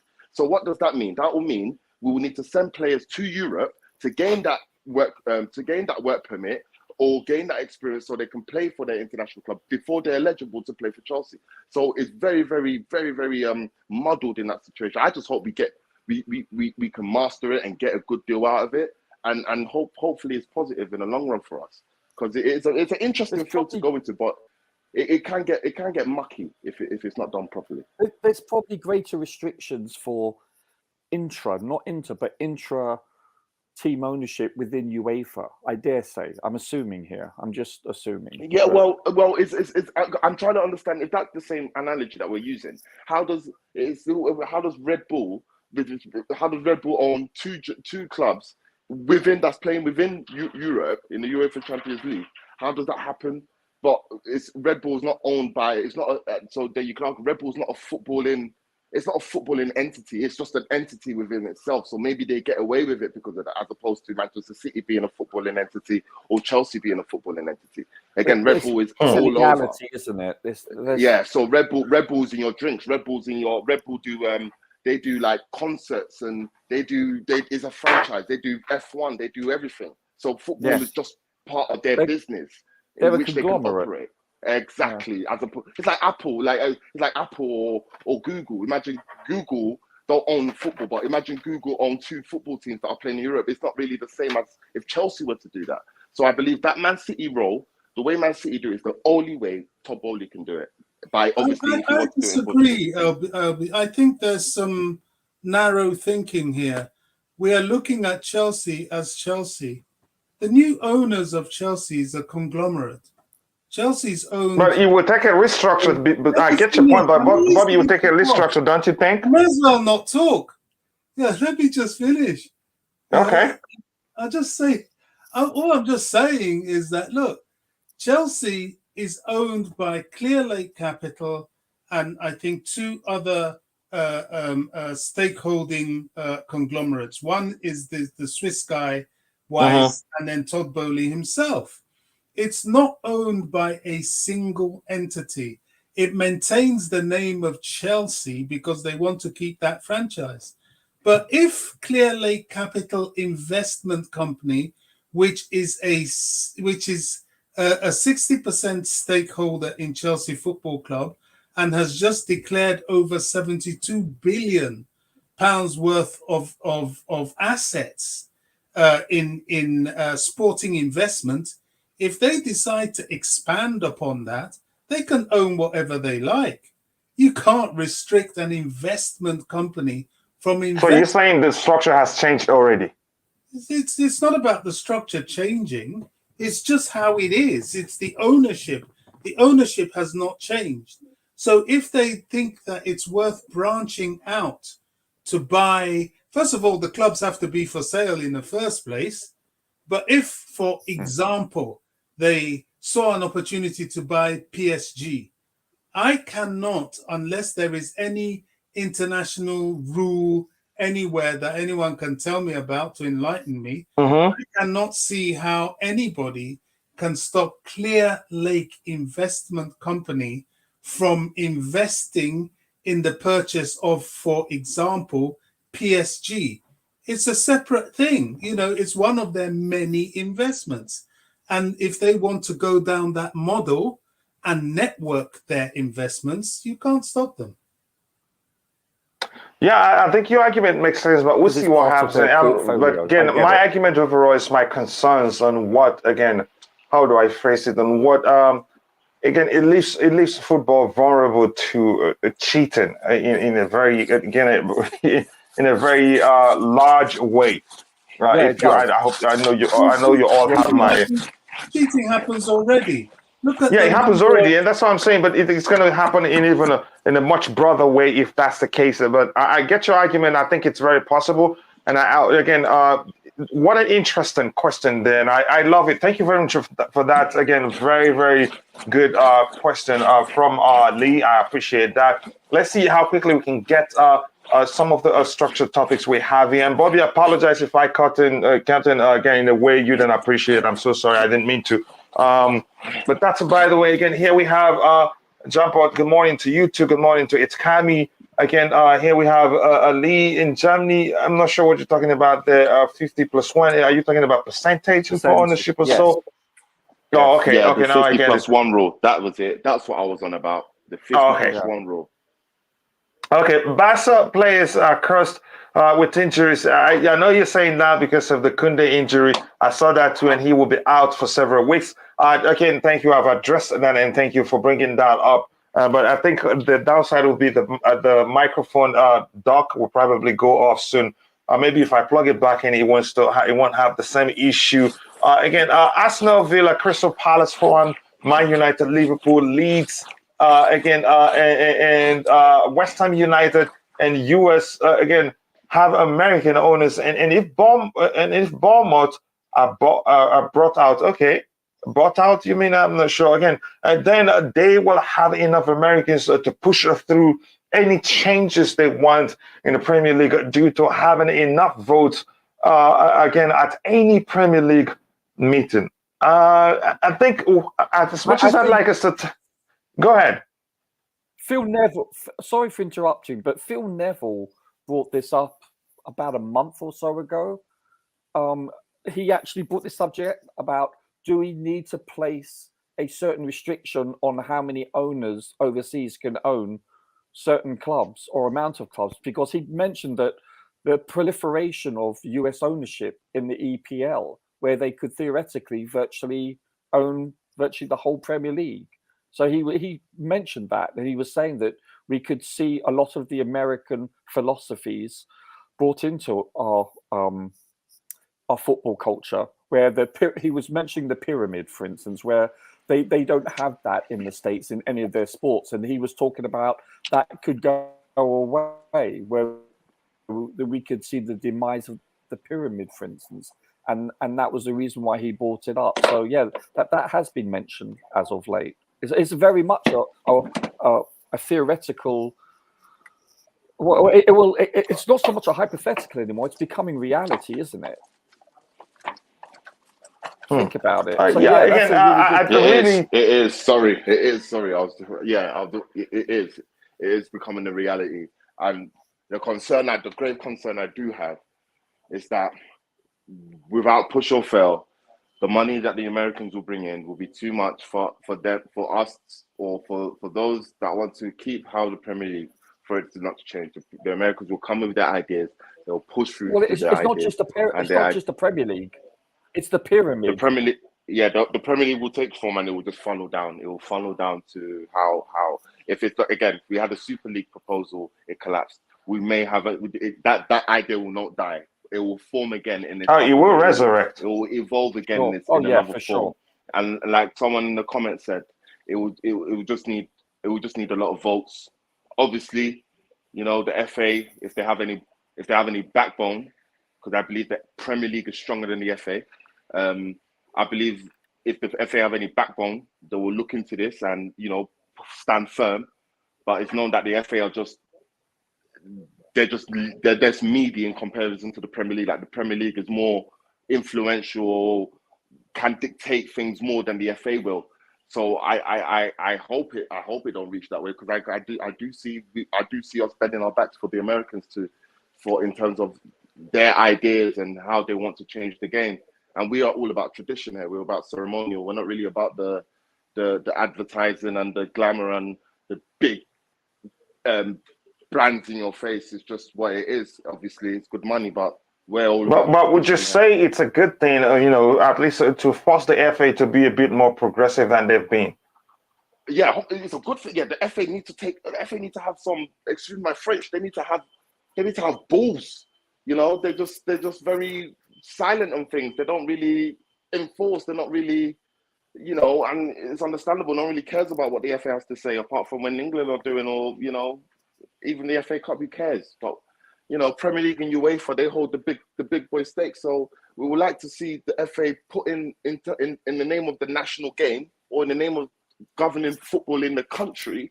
We would like to see them have more balls in making sure things like this are not infiltrated and our game is protected. Because if we have an American model in, unfortunately, there's a way people see tradition in most cases. Some people see tradition as it doesn't have to. If you want to, that is, it doesn't have to change. But tradition evolve.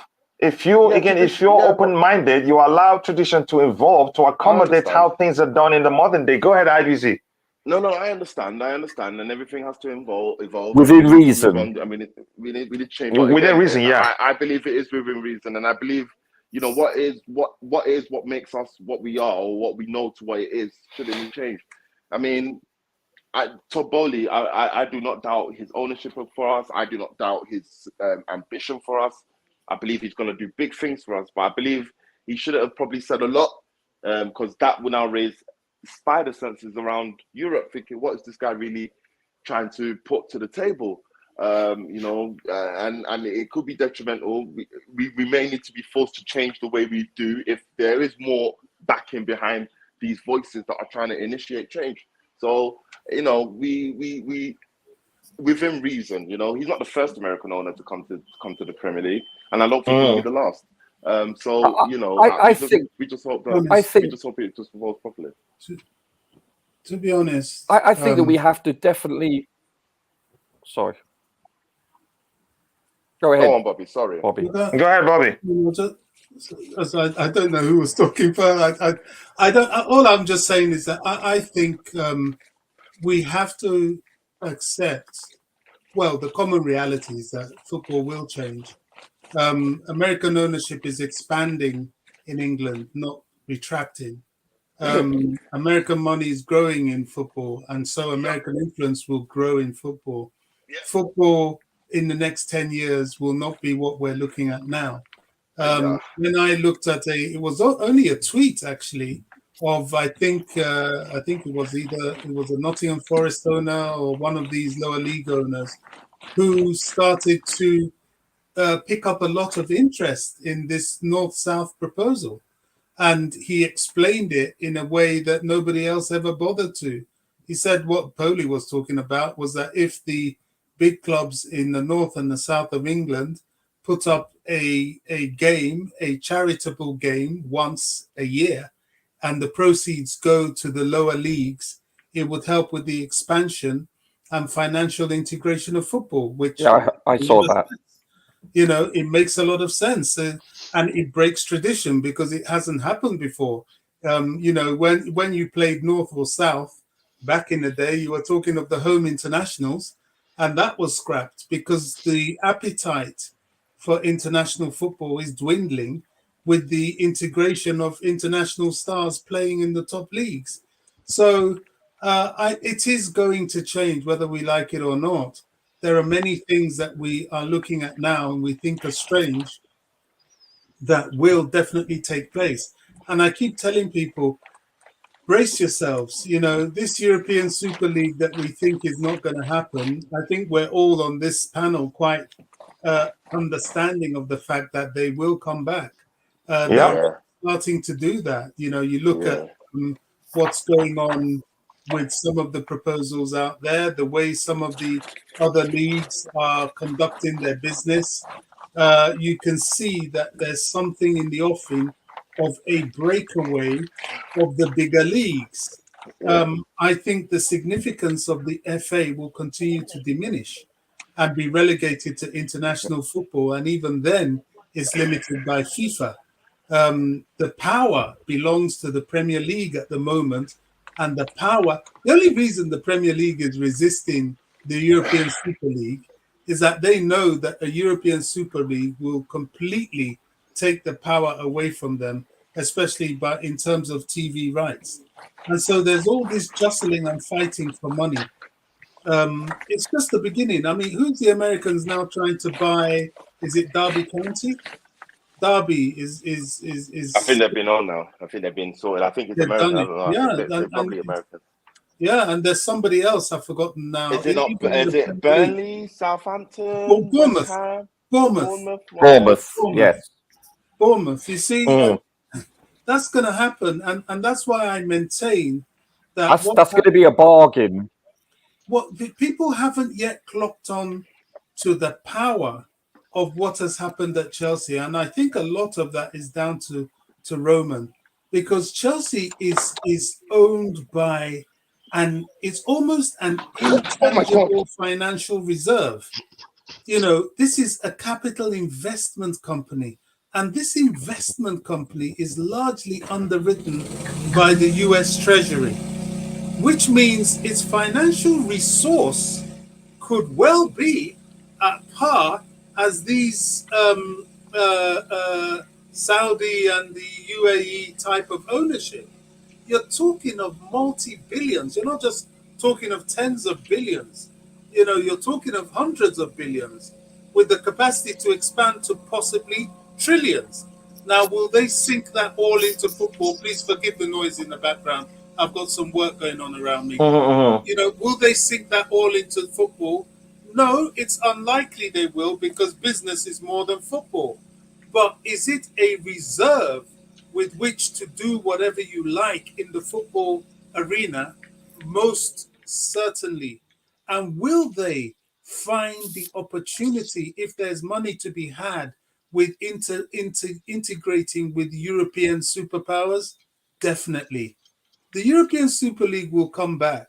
What we have to pray as fans, that it comes back in a format that we're able to accept. Yeah, again, before we move on from that topic, I want to bring in Declan quickly in to get his thoughts on the multi-club model thing before we go into the lineup building exercise. Is this? I think that what we saw then, the first, again, you could say when you could say probably they knew then that the Super League will not survive, but probably they wanted to see, okay, what is it that people didn't like about it, and then they go back to the drawing board. Go back to the drawing board, make it more attractive, and come back with it. And if it comes back, if it resurrects again, it will survive. That we saw natural resistance to change. What we saw from the fans then, all the demonstrations and all that, the outcry, the Champions League would die. Change is never easy. Had it happened then, you'd see people will move on and still support the Super League. Do I want it to happen with the structure they come out with then? No, I don't want it to happen. But the truth is, it will resurrect, and this time I think it will be more attractive to more clubs. Even the FA will say, you know what? Again, they won't. I don't think they'd be able to stop it. Even UEFA, they still haven't legally. They're not able to do anything to Barcelona, Juventus, and Real Madrid, who didn't pull out like Chelsea did. Then again, but that's, by the way, again, let me see how much I can get from the chart. Thomas SWC says the disrespect to Dembele is absurd. Guy even admitted to stop playing video games, which is why his level is so high this season. I'm guessing you're basing your comment again based on the poll. The poll is asking people which of the players they prefer, not because of anything that has to do with what Dembele did or not. What's happening with Roman Abramovic? We'll talk about that in a bit if we have time or not, but we have to go into the lineup building exercise. That's one of the things. Nothing wrong. It's just that, again, Roman just showed that he's not petty, even after what was done. Some people were sick of revenge in one way or the other, but in fact, he helped, facilitate the release of British citizens who were held Big up Roman for that thing there. Big him up, Roman. That shows that, again, he's a big boy. Anyway, again, he's not petty. That's just why he's in the topic. He's one of the topics lined up, and I'm not sure how much time we'd have to talk about that. We're now a franchise, now again, and not just CFC. So that has changed already. So I believe Bobby's argument again. You can say is valid, very valid. I think they'd be able to do that without going in, start restructuring anything at the club. Already, the ownership model has changed. Please like and subscribe. Again, yes, people keep liking the video. We have just 34 likes. We can do better than that. If you haven't, like and subscribe to the channel. The FA don't have enough power to tell the Premier League what to do. The vote is what matters. Again, if in fact it is like you explained, I didn't know that again, but it shows a change will most certainly come, and hopefully when it happens, it's all positive again. And I believe again, the only thing that will change the most is that clubs will be able to make more money. Right? That's because that's the American model. The FA don't have enough power to tell the Premier League what to do, but the real fans do. The main problem I can see happening is regulations are from and promoted to the Premier League being the big problem. Like I said, hopefully the change will be more positive. Can I hear one man went to more. Okay, it appears that we will be saying goodbye to democracy football eventually if it is vote. If the change happens in the Premier League and it all comes down to having more votes or more people wanting, the change to take place, then it's still democracy. We can't just say it's not democracy because whatever happens again isn't what we want. It's as simple as that. Declan, I'm going to come to you. Get your thoughts on the multi-club module. What do you think? Are you concerned it's going to be become a problem in the future? Again, just to elaborate, my concern when that question come up is that there's been instances we've heard that before, clubs getting other club to do them a favor, result wise, one way or the other. It has happened in the world on multi occasions. I don't have the examples off the top of my head. So, if would you again? Are you concerned that in the future, if the multi-club thing, model thing becomes very common, and we have like a club, an entity owning multiple clubs within Europe that can compete in the Champions League, don't you think the situation may arise where they find a way, to get a sub club of theirs to do them a favor one way or the other? Your thoughts, Declan? Big up, everyone. Can you And hear me big up right? to you, pardon my Big bad up, manners. I Declan. hope you're well. Big up, my boys. Missed you. I had a few issues with StreamYard. I still got it. I'm using something else, but yeah, it's a bit interesting. A weird error that wasn't letting me connect. Yeah, I saw you But talk I'm here about now. that. It has happened to me Yeah. before, actually. Yeah. How'd you fix it anyway? You can tell me later. I cleared my cache and it worked. I think in one instance I switched browsers. Yeah, the browser. I cleared my cache too, but I think I might need a full delete and redo it. But let me get on this question because I almost interrupted my good friend Bobby when he talked about the North and South, and I got a lot built up. This is a very complex situation, the multi Mm-hmm. club, and to give you some context, that I support one of those multi clubs. I support Melbourne City, right, which is a Manchester City one, and Melbourne City is right where I live. And it's one of the competing ones. I hated the other team that much that I went for one of the multi clubs. Now you gotta ask yourself, and the way I saw it when that first initially happened, some of the multi clubs are for different reasons. Man City, for example, right? They don't have a much of a global fan base. The multi club gives them a stretch to try build up a bigger global fan base, build up their brand. How everyone talks about them now, we're building up a brand. Plus, it also probably I can't find the right word of it, but the best word is launder their money when it comes to FFP. It's a way to launder your money because owning a club, we know owning a club isn't profitable. Do you know what I mean? But the only way you could make profit, especially where I live, because what happened here is that we had a league built on communities and we had lobbyists push football back right here. Now we what picked it up was an American model, no relegations. It's very franchise. So a club like Man City buys a franchise, another club here, and they invest well into the academy, and they send those just like Chelsea does. They send them on as soon as someone comes out well, or one of the good youth players in the league. They buy them, and they look to make money the same way we were doing our loan system. But think of that on a scale of in different continents and countries and whatnot in leagues, right? It's not. It's a multi-purpose and not what you guys were thinking.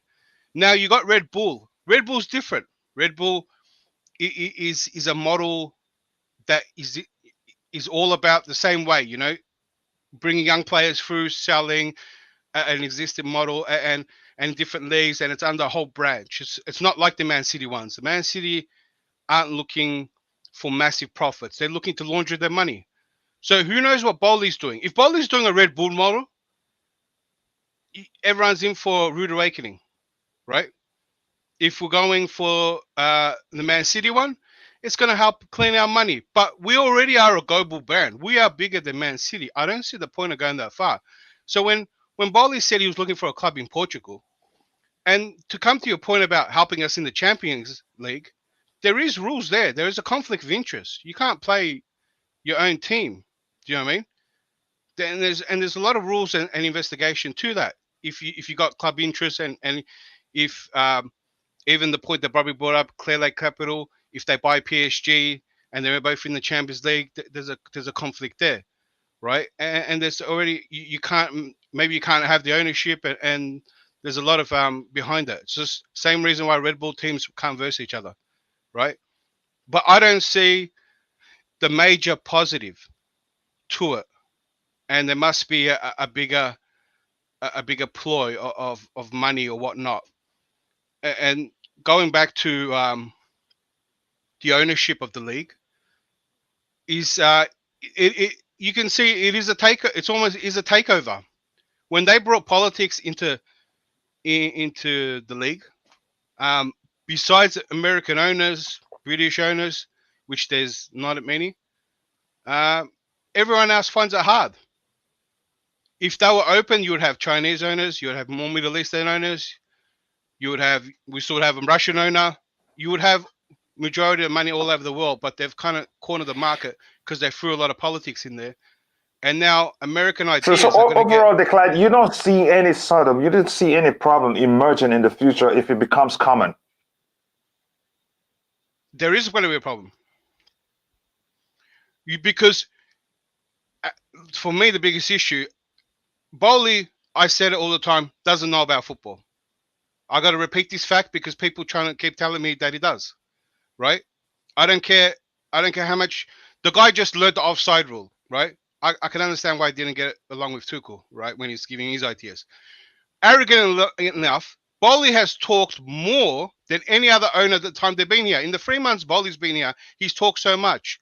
And it's probably the positive out of that is we know there's an arrogant side to him. He's come here and he's giving his ideas like no one knew about American style. Like the North and South, and to trickle down money as if that's going to solve a problem for the whole big pyramid, having a charity game to fix. You know why he said that? Because in America, they don't have relegation. So he doesn't understand the problem with relegation and dropping down money. He doesn't understand that. He threw it there to help, like as a charity game. He didn't. You could say, what if that game went to charity? Actual charity foundation, would they do it? Would people compete? What if a player got a major injury in one of those games? There's a lot of questions about that, and it doesn't solve the problem of the difference of how much money the Premier League gets and the Championship and below that. That doesn't solve that problem. It's a mute idea. And then when you set a playoff in relegation, in different leagues, there already is.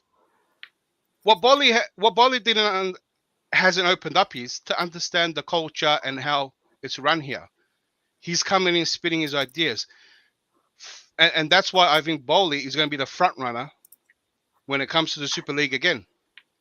When it comes to the Super League again, he'll be the guy pushing it the most.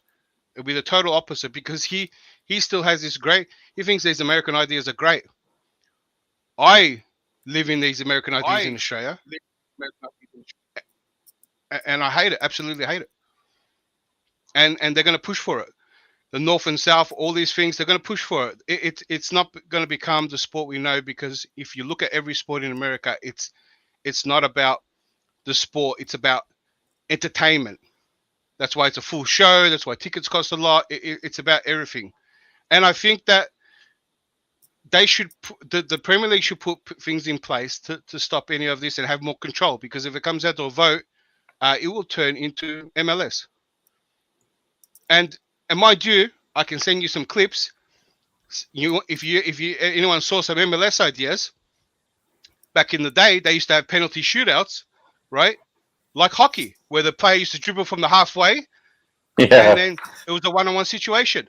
They also had goalkeeper wars, where they put the goal coaster together, and the keepers will throw the ball and try to get in the net and try to save it and each other. These are the dumb ideas that come out of America. And he's correct. I lived there for 28 years. Can I just add something to this? Because go ahead quickly. Go ahead, Bobby. We're talking to some extent about an inevitable, The only thing that we can hope for, and I think will happen, is that there would be a controlled inevitable. I think the European Super League is inevitable, whether we want to blame it on Boli or whatever. Real Madrid, Barcelona, Juventus never gave up on the idea. They're still working on the idea, and I think it's inevitable.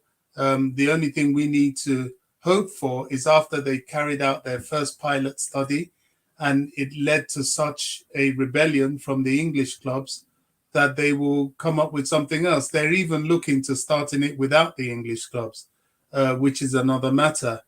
I've watched football long enough to have remembered a time where football clubs had no advertising on their shirts.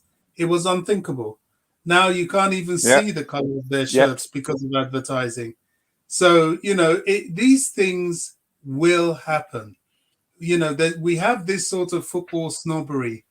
Americans don't know anything about football, yada, yada, yada. Well, some of them don't, but these people aren't stupid. They've taken over Liverpool and not done too badly. And they've taken over Aston Villa for the level they play. They haven't done too badly there either. They're not stupid people. And, Man United, there's dispute with the fans, but the Man United is still profit making, and Arsenal. They're bleeding the club dry. Bobby, it's not that they don't know let Bobby nothing. land. Let Bobby land, so you can come back in and let's move on to the lineup of building exercise. The main point I'm making is that change is inevitable. Sure. Resisting it is often futile and pointless. What we need to do is there's nothing wrong with a man coming out with ideas. I think he talks too much, and I think a lot of the ideas were just thoughts. They weren't things he's actively working on implementing. He was sharing his thoughts, and everybody has a right to do that. Now, what we need to hope for as fans is that when they do bring in these changes, that they are controlled and they don't completely take away the image of the game. But if we think that the image of the game is not going to be distorted between the next 5 or up to 10 years, I don't think it's realistic. It most definitely will. Well, I think, to me, what I'd say, I'll hand over to you, Roger, in just 1 second. What I'd say is that I think we're better off, planning to become part of the change, because change is certain. I don't know how else to phrase it. Change is certain. We plan to be part of it. We plan to just speak up, because if you don't speak up, if you rebel against something that is certain, you're only, leaving yourself vulnerable to it being imposed on you, because you've refused to accept that it's inevitable. Again, you've refused to be part of it. I think, given some great point that Lee just made in the chat, eventually some changes will happen. And to me, though, I think it's going to be a positive, more money for the club. I think there are some things that the Premier League and even the country itself will not allow to change. The fans will not allow to change. Relegation, it's part of the tradition of football nearly everywhere in the whole world, except the United States. I don't know the structure that well, even though I live here. But my point is, we'll have to prepare ourselves. Let's just be part of the change. Else, the change will be imposed on us. It will happen without without our voice being heard. But if we accept that it's going to happen, relegation idea, he thinks it's good for. Bowley actually likes the relegation idea. He thinks it's good. Yeah. I didn't mention it. I'm just saying, again, there are some certain changes that even if they wanted, it will not happen. It's not everything that they want will happen. But my point is, we ought to be, make ourselves part of the change, else it will be imposed on us. That's my point. Roger, go ahead with the point you wanted to make. And if Declan has anything further to say, he can say it so we can move on with the lineup exercise. Sure. I'm not sure we're going to be able to finish it today, actually, but go ahead. Sure, I think Bobby brings up some good points, and change is inevitable to a certain extent, but it all depends how constructive that change is and how less divisive it is and detrimental to the game. The game is always going to, let's say in 200 years' time, do you think the game is going to exist as it stands now? Of course not. That would be beyond naive to think that. I have no problem. And human nature dictates that we don't like change. We like the status quo. I get that. It's psychological. It's inherent, especially in the British tradition of things. That's very much embedded in the culture here. I understand that. But having said that, you bring up a person like Jerry Jones of the Dallas Cowboys when he bought them in 1989, a very arrogant owner that came in, wearing a 10-gallon hat, so to speak, Stetson. Mhm. It's like there are those kind of people. Listen, you get good, bad in every race, sex, color, creed, religion, etc., etc. I'm not stating that. My children are American. I've lived there half my life. But Americans generally, especially the wealthy ones, like they call themselves world champion in American football when no other country is invited. Same with baseball. Basketball, they call themselves world champions, but it's only played within that one league. It's like if the Premier League, let's say Man City won last year, which they did. If you anoint them world champions, wouldn't that sound arrogant? Yes, of course it does. So that's my point of view. One other quick thing is someone mentioned the home nations thing. I missed that. There's no place, there's no calendar time to play it, but I really did miss the home nations games where Wales, England, Scotland, and Northern I Ireland, mentioned etc. that, Roger. Yeah, I don't thank you, think many Robert. people on this channel even know about it, but Oh my gosh, that was like the big game. England, Scotland. Are you kidding me? yeah, That was the game of the year. Right up there yeah, with the FA Cup when it was big. That was huge. I can't believe it. We still haven't yeah. got it back. But there's no time in the calendar to play it. But that is one tradition that we should never have got rid of, in my opinion. That to me was just a great competition. And at the But time we did, it was unthinkable. And we it did was that because of the expansion of the integration with the European game, remember? yes. And But everybody was, oh, it can't happen. You can't go Yeah. to our game. Now we've got a Oh, generation of people that don't even know about it. They don't remember it. but do you think it was a Let me mistake? again. Hold on 1 second, coach. Do you think it was a mistake getting rid of it, Bobby? Well, to people, I presume you're a man of similar age to me. To Yes, we're people like us, identical. we would say yes. But to Yes, I the agree. younger ones, they haven't got a clue what you're talking about. They don't care. What do they know? Just kidding. All Sorry, right. Again, I'm going to Sorry, catch up coach. with what we have in the chat. We're going to build on the line. And again, this I is want to quite make the Super Coach League thing. point. I'll come back to you in a bit. The Super League thing is quite an interesting topic. You speak you speak your mind before we go into the lineup building. I want to again schedule a show about it and the stereotype again. Here, Thomas SW6 says there are more people in the United States that are knowledgeable and attentive to football than you think. Yes, I think it's very common. People don't recognize. I don't know how else to phrase it, not to come across as I'm siding with any side or because I'm an American or maybe insulting anybody. And this one here is people bundle their ignorance into stereotypes so as to overly express their fear or hate. Hence, hearing the American owner thing again, it's. One thing I gotta say is that it's become a stereotype indeed. Yeah, It's the nice. same as if American owners ain't good for football. That's especially true when you talk to Manchester United fans. But the case is they've spent money. It's just the money wasn't spent wisely. They spent a billion plus. But that's by the way again. Yet I recall a protest against a prospective English buyer that happened. It's again. It's an issue. The stereotype thing is an issue, or leveling thing is an issue, which will never go away in football. Again, it's only not. It's going to be there forever. Some people think they know football more than the others. Some think otherwise. But it's just an argument I don't want to get into. But again, I'll schedule a show where we go into the Super League thing. That is the the possibility of it re-emerging and whether it will survive. I think it will make a good show on soccer perspective. But that's by the way. And Declan, go ahead, your final thoughts on that particular topic so we can go into the lineup. We don't have too much time left. Yeah, Yeah. I want to make clear, right? Mhm. It's not so much American owners. It's the American culture, the sports culture. That's basically what it comes down to.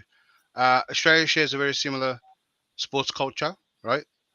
And it's way their sports culture is based on also not only their politics, but their economy and the capitalism and all that too. So the reason you have their sports teams are franchises, they are a super league. They're all super leagues.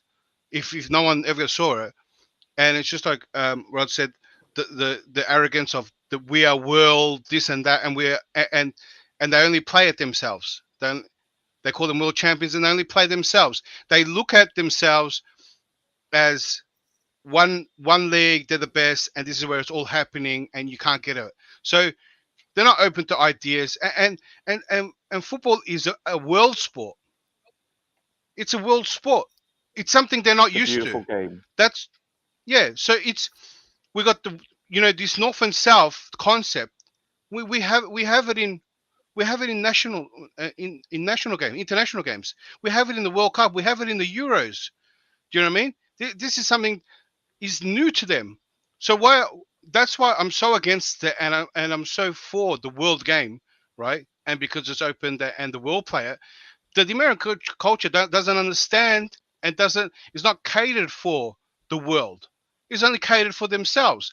That's why that's why I'm so against the ideas that they come in and they think they know a lot. I think if anything, they should be more open if they want to be a global brand, and because no one else plays their sports anywhere else really, right? It's very confined.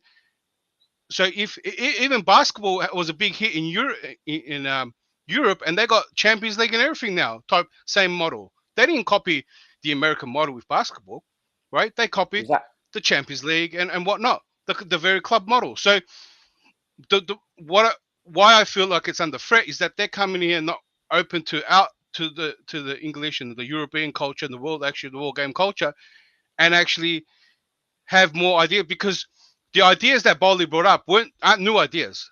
They're American ideas. They weren't. If they were new ideas, I wouldn't criticize them. They're already there. I've heard them before. Someone has mentioned them before, right?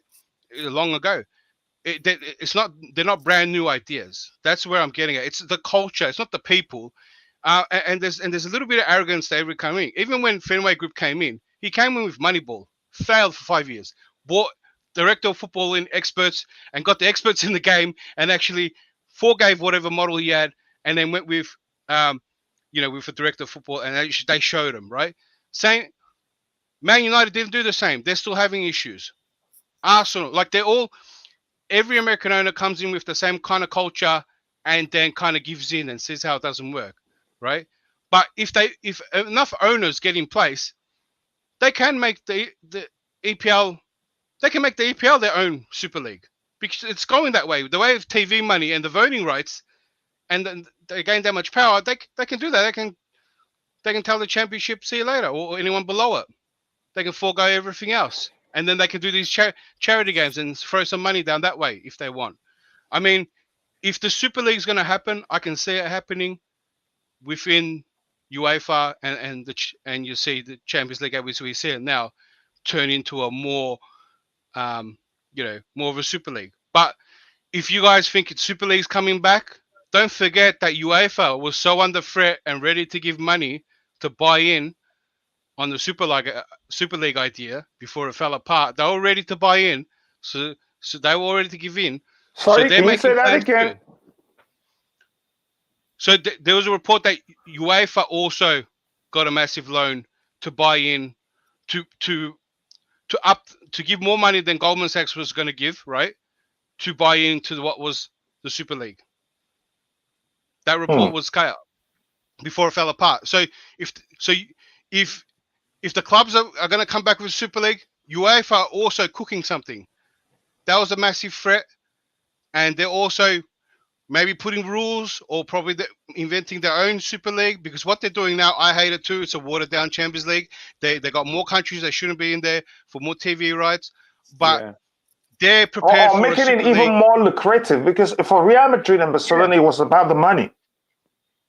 Yeah, so they have got their own ideas too. So they're ready to counter, or ready to do a better Champions League.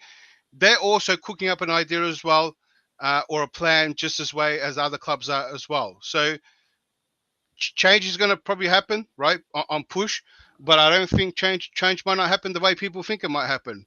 because different people are getting now involved, because that probably caused a spark, and there could be a whole bunch of other people ready to invest so much money into a Super League we don't know, and there could be other people that are trying to protect it. So we don't know what happens. I hope the Champions League just improves, and that's our Super League, because even when I think you could argue if the Champions League improves and Barcelona and those, you could say money hungry clubs see again the UEFA are willing to give them more. There's a chance that they just pushed that to force UEFA to, to give so to make it more lucrative for them. Maybe that's a chance they give it up because they wouldn't want to go through the trouble of of what happened then.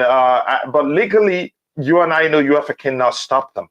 But that's by the way. Again, I'll come back the to. FIFA was getting involved. Remember, Mhm. they were trying to say, like, I mean, they were trying to put pressure. Like, you pick But do players they that have play. legal grounds? They don't really. You're talking about No. yeah. Yeah, I was talking about like that they have probably the grounds on. They have the international grounds. So, they were trying to put pressure on if the players playing Super League, they can't play for the national country. But if the force changes, then they'll have to come. They'll have to come soon. They can put those pressures, but there'll be a lot of players that actually leave, and maybe some stay. Maybe some go. I don't want to. I don't want to play. I want to still play for the international. That could break it apart. But if everyone moves and doesn't care, then they will have to follow. And I then think there have who's the been a bigger lot power? of you could say lawsuits had that happened.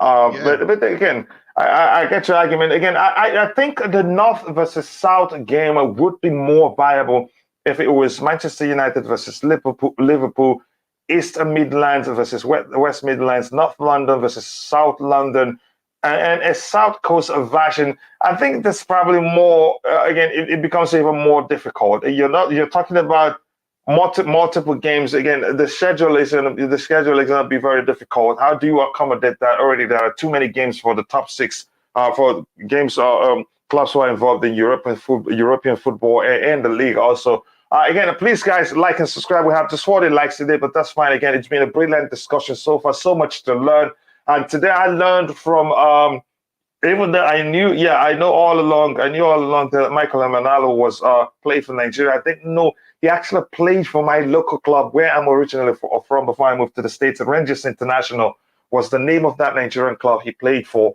But that's, by the way, again, UEFA have already implemented a Super League with the changes they've made. I think Declan said that already, but maybe you're more clear about that. So Declan, let me bring you to the lineup. You're looking at the screen. You've seen we're talking about a 4-3-3 formation on the ground, Potter. We're assuming we don't have a traditional CMC in the team. Even if we have, let's say, keep it to this structure. Kante centrally there as a single six. The four at the back. We on the panel pushed for a balanced as centre backs with or either Koulibaly and Fofana or Silva and Fofana. But those in the chat picked again the vote that we had more votes in the chat that picked the combo of Koulibaly and Silva. On the left-hand side, people think it would be James if it's a flat back four, and it will be a Chilwell on the left-hand side, and the right-hand side, James. Your thoughts on what we have there so far? Why is it a 4-3-3? Because sometimes he deploys that formation too. Yeah, but we can only go off what he did last game. True. No. We've done the formation, and we've completed the exercise of the other formation, which is a 3-4-2-1. No, So we switch into another formation. Yeah. He played the same formation. He played three in the back. He played 3-4-3. Not constantly. He switches things. Sometimes he plays for at the back. He's only played one game with us, yeah? No, we're saying if he switches to these, we want to know the best possible lineup for a 4-3-3 system. Because if he switches. Yeah, there's a chance he does this just to accommodate those you could call specialty players who doesn't do well when you play them. Like, for instance, if you had Hakim Ziyech in the right wing back position, he struggles. He doesn't enjoy it as much as Ruben Loftus-cheek does when he's played there. Or Raheem Sterling in the left wing back position, he enjoyed it and did quite well. And maybe it's lack of the ability to adapt to tactical changes or so, I don't know. But your thoughts on what we have so far?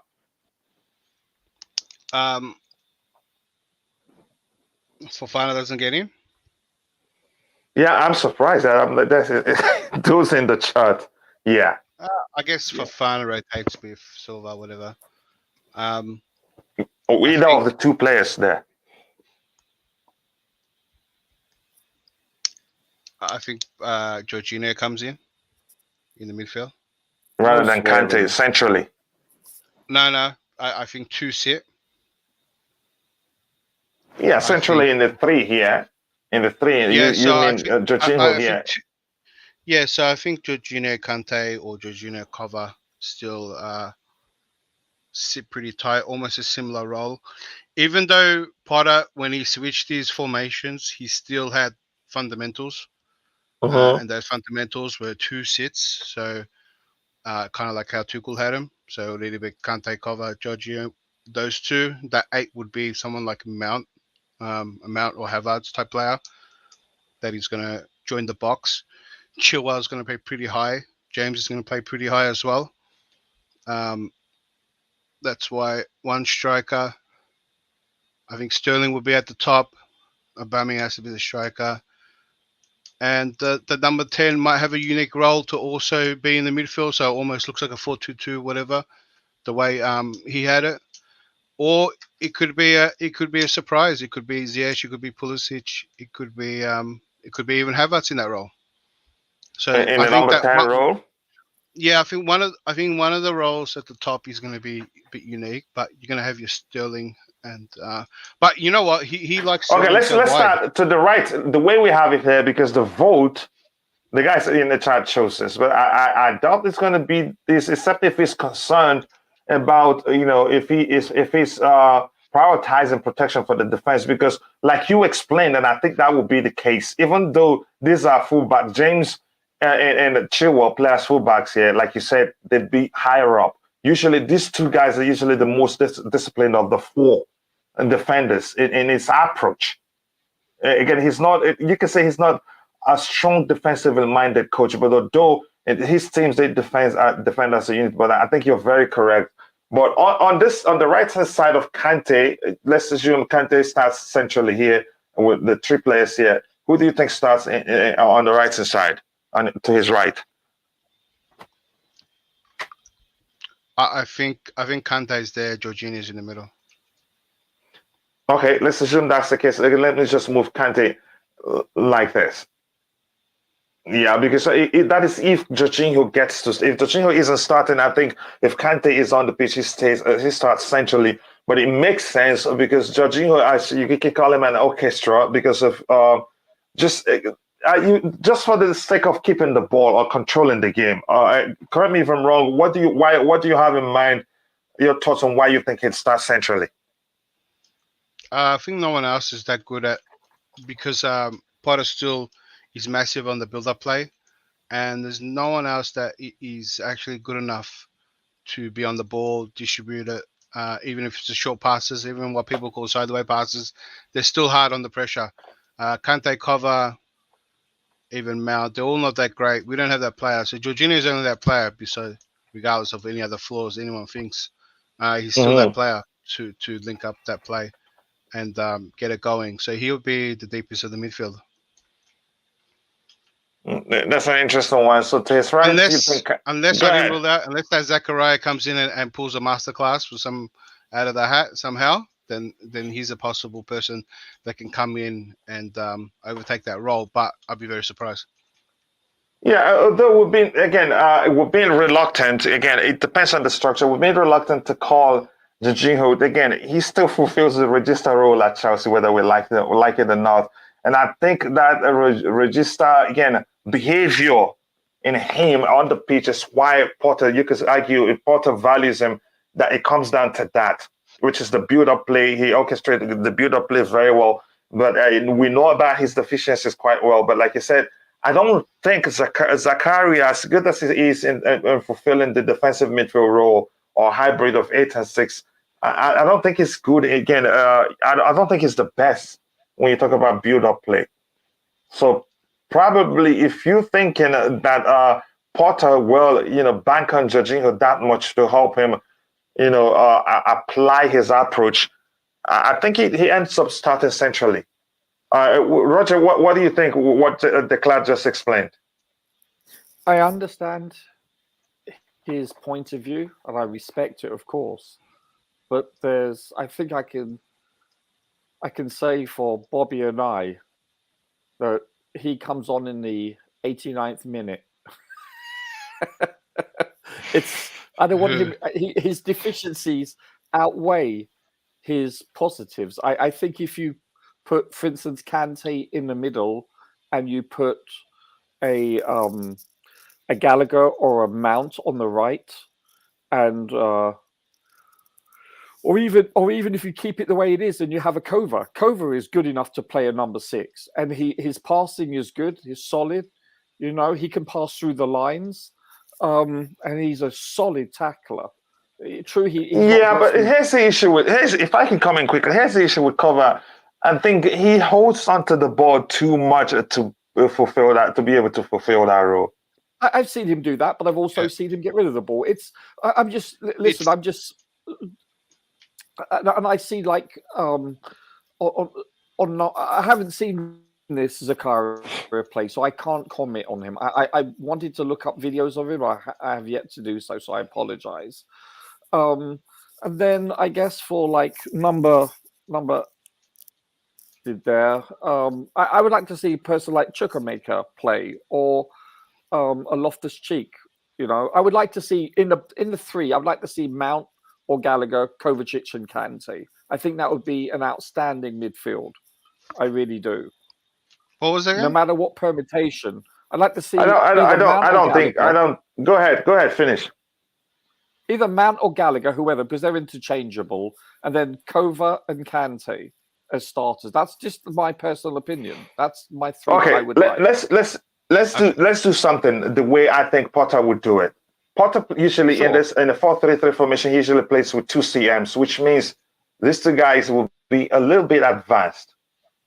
And just this structure, but we had to bring it. Remember yesterday again, it was a bit confusing to people. That was why we even made this flat. Yesterday, it was these 2 guys were a bit further forward like this, which is, you could argue, the way it should be more like a curve. The 2 fullbacks. Usually even in an attacking phase, the 2 players you see, that is in the last line, it's usually the 2 centre halves. But that's, by the way, here's something I wanted to say. I don't think Loftus-cheek will be able to fulfill this role. He doesn't differ that much from Kovacic in terms of hogging onto the ball a bit too long to be able to fulfill this role. Let's just call it the register role, because that's what it is, really. Yes. Whether we like, that's my argument. I think the Declan makes perfect sense. Again, our argument yesterday was we were concerned about a proper protection for the defense here, given how advanced these 2 guys will probably be in an advanced phase. We need somebody who'll be able to read the game. Yeah, go ahead. Coach, you asked my opinion, and the reason why is because opponents are now copycat league. They're pressing Jorginho. He loses it, and he doesn't chase back. At least a Kova or a Kovacic or a Mount will chase back. If they can actually turn on the ball, they can actually keep possession. You're saying he holds onto the ball too long, but they can turn with the ball and then pass it vertically, whether it's on the carpet or in the air. Rob, that's the problem. It's not about planning for when you lose it. It's the aim is not to lose it. Jorginho is the best at that, not losing it. Coven, that. Are you serious? So you guys think that? Yeah. Look. Go ahead. Let's talk one by one. Go ahead. I think this is a good conversation right now. That's why I like this exercise. We analyze. We don't just plug in players. Go ahead and declare again. You can respond, and Roger can come back in. Oh, of course. Even though people think that they look at the one time that he does lose the ball. Every player can lose the ball. He gets the ball the most. He does the most passes. But Jorginho has made his whole career, right, at moving the ball facing his own goal, which is some of the hardest thing to do. He's not good defensively and all that stuff. I get that too. But that's the only thing he's good at just moving that ball and not getting caught out, yeah? Now, players like Kovacic wait for that and wait for that pressure and then try dribble, right? Kovacic, Kante, Mount, and all these players will lose way more, right, getting pressed than Jorginho, right? We don't have a player that Sorry, I'm back. I is had even a close. phone call. Yeah, we don't have a player that is close to Jorginho, and that's why we can't. It's not easy to replace him, right? Unless you change the gameplay and you're not going to play through him, and the defense is going to do what Jorginho did and kind of skip that play amongst themselves and kind of play a bit more of a direct ball, then Jorginho's role is not needed. That's when it is. But if you're going to pull that role, if you're going to say that Cover can do it, if Cover facing his own goal tries to dribble, that man's lost the ball heaps of times. And the way Cover looks good is because after the build-up play, then the team has to make a choice whether to keep pressing him or not, right? Or if they commit that many players, they're going to look really open. That's why Cover gets a bit more freedom than someone like Jorginho. And that's why Jorginho play. If no one could understand why he starts, that's why he starts. I agree to disagree. I respectfully, listen. We're all entitled to opinions. It's subjective. It's yeah, sure. That's why we'll have a show. I hope you don't get. I hope you're not offended, Roger. No, not at all. No. I'm go ahead. Completely. But go what ahead. I'm saying is, like, you're players saying, I'm talking about here. Yeah. So you're saying Jorginho doesn't lose the ball as much, but there are so many occasions that he's cost us games. I don't recall a Kovacic losing the ball and costing us games, like against United, against Real Madrid, against Spurs. These are just recently. He does lose the ball. And more importantly of all, he throws his hands up in the air and he doesn't run back. He literally walks like 4 steps. And that's it. And he just gives up.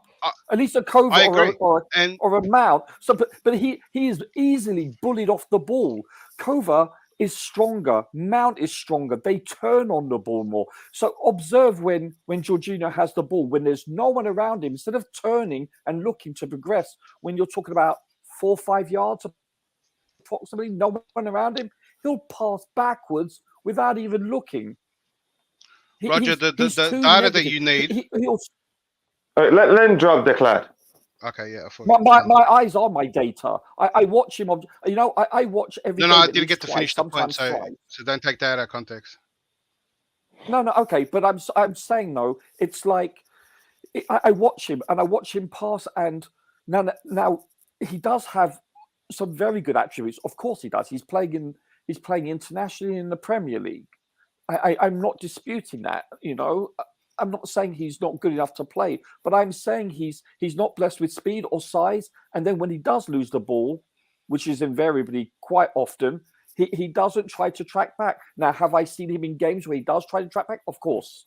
I'm just saying though that I every time I watch him play, it's like, okay, you could have turned because there was no one on you, and you could have either passed slightly forward or slightly forward sideways or what have you, but he doesn't. I've seen him so often pass back when there's no one around him. Honestly, yeah. Look, I was going to state he's really gun shy. Go ahead, Declan. Bobby can't wait to come in. I know he needs the Jorginho fight. Go ahead, Declan, quickly so that Bobby can come in. Yeah, the data I was saying is not when Kovacic played with Kante. That's the games you have to see. Cover was terrible when he tried to do what Jorginho did. Don't compare the two roles because the roles under Tuchel system. Could you repeat that, please? I said the games you had to actually see, right, for Kovacic and Mount is when Kovacic played with Kante in the 2 set, and when Mount was put in the 6, right? Now, that's the 2 games you have to you have to really look at when they were put in the actual roles, right? Not the roles they play now, because the roles, the role that Cover has and Jorginho have when they play under Tuchel, when they play together, it is different, right? And by probability, when Jorginho does stuff up, it's bigger highlight, just like a keeper's mistake is massive, right? And so is Jorginho's. And the amount of passes that he goes through and the amount of times he gets the ball is way more than Cover's, right? So probability and the urgency by the other team to press him over Cover, there's more importance to press Jorginho in that position, right? So you can't take the roles that Cover does and say, well, I seen him turn from there and that try. That role is he has way less pressure. Cover can make a mistake in that position and it's still okay, right? Where Jorginho can't. I've seen Cover play in Jorginho's position when Jorginho's not played. It was terrible. And he doesn't give. He was terrible. I respectfully beg to differ. And you have to. Yeah, you have every right to. You have every right to. Go ahead, Declan, finish. I want to hear Bobby start. Yeah, Roger, you can ask anyone when Cover played in that role and with Kante, he was terrible, right?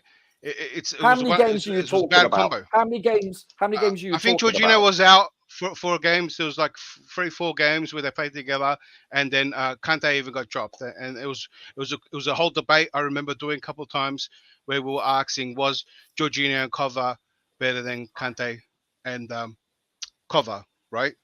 And which was the best 6 that we had, and it clearly showed from those games that Cover struggled, and maybe Your sampling rate is very small. Your sampling rate is very small. It is, but it's a more accurate rate than a different role. Altogether. No, but I'm talking about over the course of 2 to 3 years, as opposed to 2 or 3 games. The sampling rate is greater. Well, I think 2 or 3 years is not right. I don't think they've played together 2-3 years. But Kovacic has played for Chelsea for 2 or 3 years, has he not? In the role in the roles we're talking about now. Let's again. No. What I'm saying is Cover's role has played. Cover has played different roles under different managers for so long. Did Cover cost us against Man U? Did he cost us against getting eliminated from the Champions League?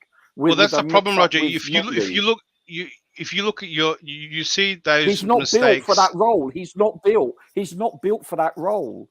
And by the way, those are schoolboy errors. Okay, when Jorginho played, when he lost us those balls, virtually every pundit in the world across both sides of the pond said these were schoolboy errors. Schoolboy. They what are. Does that tell you fundamentally? Yes. All right, Declan, finish the thoughts. Let's bring in Bobby. I was going to say schoolboy errors. Cover when he played that role was made schoolboy errors, whatever you want to call them.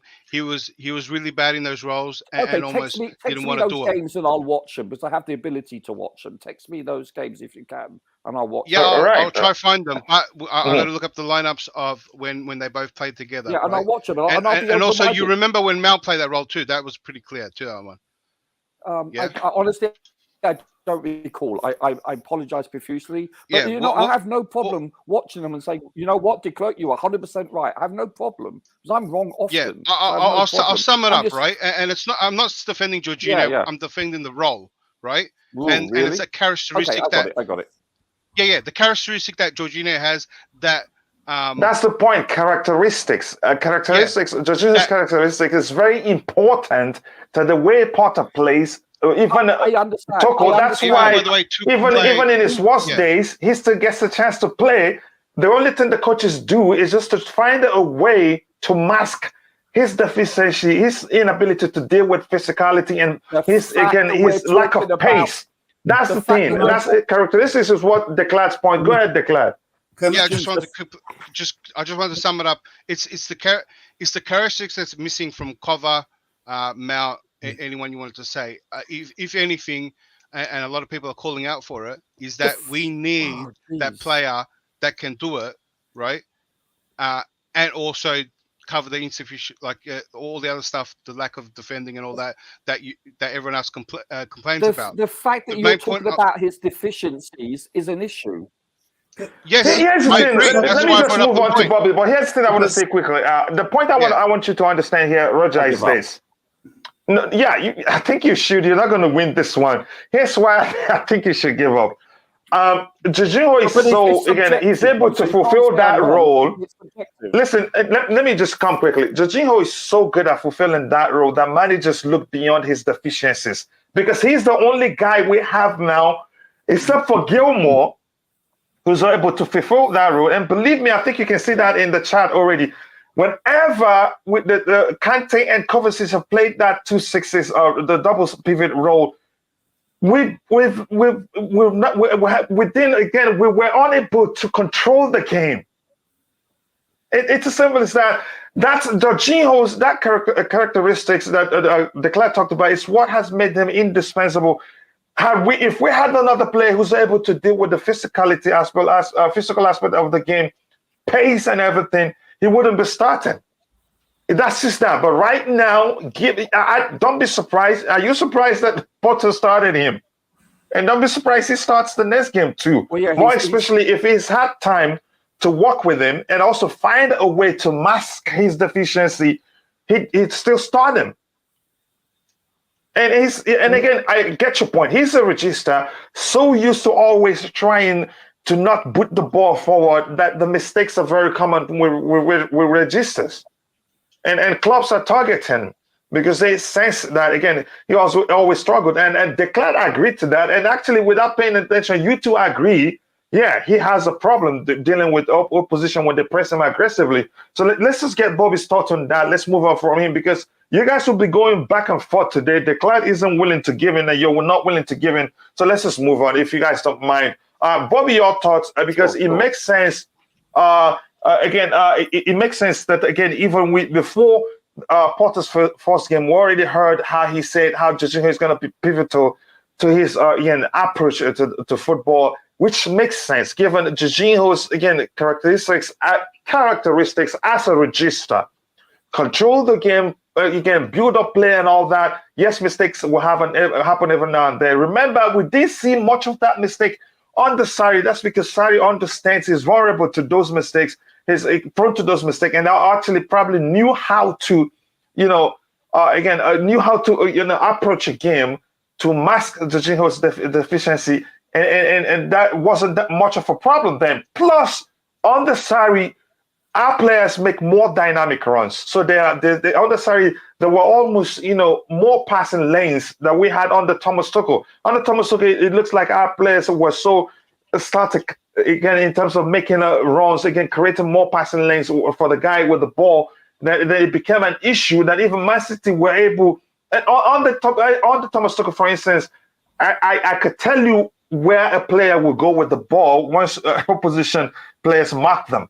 That's how predictable we were under Thomas Tuchel. Even though I love him as a coach, you can say it all comes down to the players not sensing, okay, this passing lane is closed. Let's open up somewhere else. As long as there's a passing lane, be rest assured he'd find you. Do I think he should move on? I think he should move on. We need another player who'd be able to deal with the physical aspect of the whole game and not just, control the game and all that, and maybe the register role overall. So, Bobby, you can come in now. Your thoughts on Jorginho starting centrally, Kante to his right, with Phil Walker who plays to the left. Having supported Chelsea for so long, I have never, ever, put the favor of a player above the success of the club. At Chelsea, there is a role for the team, not a team for the role.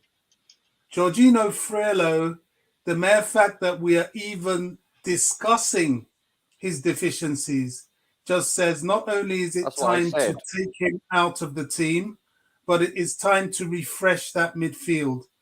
A lot of the successes enjoyed with Jorginho in the team was primarily because of the relentless work of Kante, especially when he's fit, in and around him, picking things up, stopping things, allowing him the opportunity to thread through the odd ball, and so on. Jorginho Frello is a waste of time in that Chelsea midfield. He should not be there. We should stop putting players in on hype. Yes, Potter played him in his one game. Yes, because the guy is still in our dressing room, unfortunately, and he may need to play him again for that same reason. But the sooner we replace him, the better. I don't know what Zakaria is going to be like. I am hoping and praying that he is the midfielder that we need and want. And if we are playing a system in the midfield, which has already been shown to be deficient, which is relying upon this one guy who is acting like a quarterback in there, that everybody else can suss out and snuff out, it's time for a change. And I would expect one of the biggest expectations I am waiting for Graham Potter is to make that change. It was disappointing that Tuchel could not even see the need for the change. That continues to baffle me, especially as how highly I regarded Tuchel. But now it's obvious. So I think for the first time, I have to disagree with my man and my brother declared. Jorginho is a no. I'm not arguing for Jorginho. I'm arguing for the Bobby, characteristics. the question is, can we do otherwise now? What else can we do without him? This is why I keep mentioning Zakaria, isn't it? Zakaria, he cannot fulfill that role. I know him very well to tell you that. I even did a video on why Chelsea should sign him. But go ahead. Why must we have that role at all? We have to play the midfield differently. Well, it's going backwards on the style of play that most people play. That's it. Style of play. Yeah, so let me give you an example. Like Liverpool don't have that role so much. They do it half the time, but they rely on a defender to do a long ball in Van Dijk to the half spaces. If we're going to play direct, then yes. But we have managers that don't want to do that unless they do. But everyone's solution for Jorginho, like you brought up Zakaria, and we're still going to play this way. So if we're still going to play the way, that's how I'm arguing. I'm not arguing that Potter is going to play direct, right? I'm arguing that he's going to play very similar to the playing at the back that Tuchel did. So we can argue on that. Now everyone's solution for Jorginho is the unknown. Zakaria is an unknown. And the sample size, even if being small, when Cover played there, was bad. When Mount played there, was bad. Even Gallagher played in the preseason, was even bad, worse. So it's not about Jorginho itself. It's the characteristics that is lacking every other midfielder that we have. It's a specialty role. Yeah. So if our biggest problem is that we didn't buy anyone. We can do otherwise. And this is going to bring another problem where Potter wants to play like this, and if Jorginho is out for a long time, we're going to have issues, which we kind of did. There's some games that he was out, right? We didn't look the same, but he plays most of the games, and that's why we've seen him so much. We've seen him he gets the ball so much. We've seen so many mistakes. We don't count how many passes. He has more passes than everyone. His mistakes are highlighted. I understand. And if you don't like Jorginho, the other midfielders lack the characteristics needed to play that role. That's why I put Jorginho there, right? That's why when you talk of all the other names, there's some names that fail playing the role, and there's some names like Zakaria is the unknown. I mean, I think Loftus-Cheek's even tried that. I'm pretty sure one time. We lack a midfielder. He did it. Yeah, we lack a midfielder, and I've been advocating for Rice because I think maybe Rice can do it, maybe he can't. But the problem isn't Jorginho itself. The problem is where's the other player that can take Jorginho's role or back up Jorginho or whatever. If you're going to play that way, where's the other player? Why didn't we go for someone in the transfer window that can do it? And then you guys can advocate, don't play Jorginho, play this guy. But we didn't. And so that's why I feel like Jorginho's still got to play. If we're still playing at the back, he has to play because every other play lacks it. And most of the other ideas are very unknown and non-proven. I think we're actually saying the same thing. Or can I agree? We are. Because people make it like this. People make it out like I'm defending Jorginho a lot more, and I'm not. It's the characteristics. I get it. Needed for the role. The characteristics role. I concede that. I'm not disputing that. You don't need to, with all due respect, repeat that. I want to say one thing. You notice you say that Jorginho is, and he's a good player when we're talking about a back three and we have the holding sixes, 2 6s, when Kante is with him. But when Kante's not there, oh boy, it's like, as I said before, tag team boxing, me without Mike Tyson. Come on. It's like... Well, I think we look better with Cover and Jorginho. Yeah, we do. It's just that we lack defensive proper protection for our defenders when it's two of them. They have Cover and Jorginho have an almost telepathic interplay. Go ahead, Louise. Yes. So I'm just saying though, if you put like a Kante in the 2-6s with a Kova, or even a Ruben, I would prefer that. But we're talking about a 4-3-3, so I get it. Okay, so I would have Kante in the middle, and I would have either Chuck and Mount or Gallagher or Kova as the 2 number 8s. That's my opinion. I can't comment on Very that, risky. Zakaria. Yeah, go ahead. I'm waiting to bring in AD. Still waiting, but go ahead, Bobby. I just want to say that right now, until we see the next couple of games from Graham Potter, we are very, very much in the territory of the unknown. We don't know how. If I could just finish, we don't know how or if he's going to use Cesare Casadi. I think he's been playing in the development team at the moment, but he's been brought to Chelsea for a purpose. Probably not this season, but you don't know. Chukwuemeka is another conundrum that we don't know. I, from what I've seen, he's more of a bit of a winger and an offensive midfielder. And number 8, but yeah. we don't know his full capabilities because we haven't seen enough of him. Zakaria, we have only seen him from residual memory from when he was playing for his national team in Switzerland in the European Championships. So we don't know what he can offer the team. But what we do know is this. It was an absolute blunder from the last board, not getting Tchouameni. We've now seen that. And it would be an equal blunder from this board if they don't get Moise Caicedo, who can play that role, and he can play equally as good as Tchouameni. And the issue that we had with Tchouameni about him not being Premier League proven, well, Caicedo is definitely Premier League proven. So we've got some shopping to do in January, if possible. But in the meantime, yes, I do get your point, Declared, about what you're saying, that if we're going to play that kind of system, it's quite likely that he'll put Jorginho there simply because we haven't got anyone else. I get that point, and that is a very strong and valid point.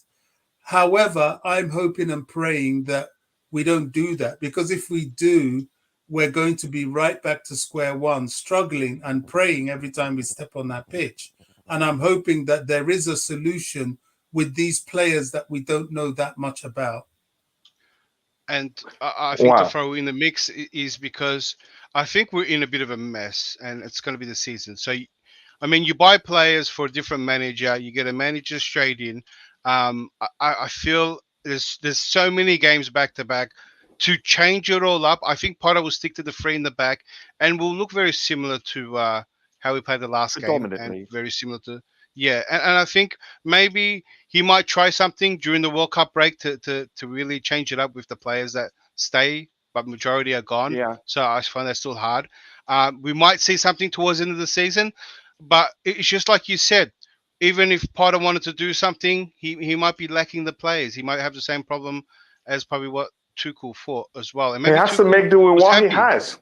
Yeah, and if he's going to chop and change, we're going to see a lot of trial and error in a little period of back-to-back games, and I think there could be a lot of consequences to that. A lot of points dropped, and we could have a very messy season. So, and I think, and to me, Potter might be put under pressure because Potter. Well, this is how I'm looking at it. Potter doesn't come with any credentials like of trophy winning right now, right? And there's going to be a question whether he can. You have to count that in. You have to count that one too as the unknown. Yeah. So. Is Potter willing to? Does he have the freedom to really like a write-off season where he can play some young players? He can change the system up, and if it doesn't work out, that's okay. His goal is top 4 freedom. Still. I think because it's so early and mathematically, the goal has to be top 4 right now. Anyway, I think that even if we miss out top 4, he doesn't get sacked. I'm getting a feeling that I agree. I agree. Yeah. He has it's a longer term plan. He might have the freedom. If he feels like that freedom, then he could do what you said. He could try out some young players. He could try out some new systems. If we don't do that well, that's okay. Yeah, I don't think that will happen until after Christmas at least. Yeah. If we drop 20 points, do you see what I'm saying? Yeah. Then maybe. Yeah. The other side, I wanted to get on the other point. The other side of it is that what if Potter feels the pressure, and I've seen managers when they feel the pressure, he will stick to certain players, and usually experienced ones, right, for certain Human roles, nature. and play a very similar.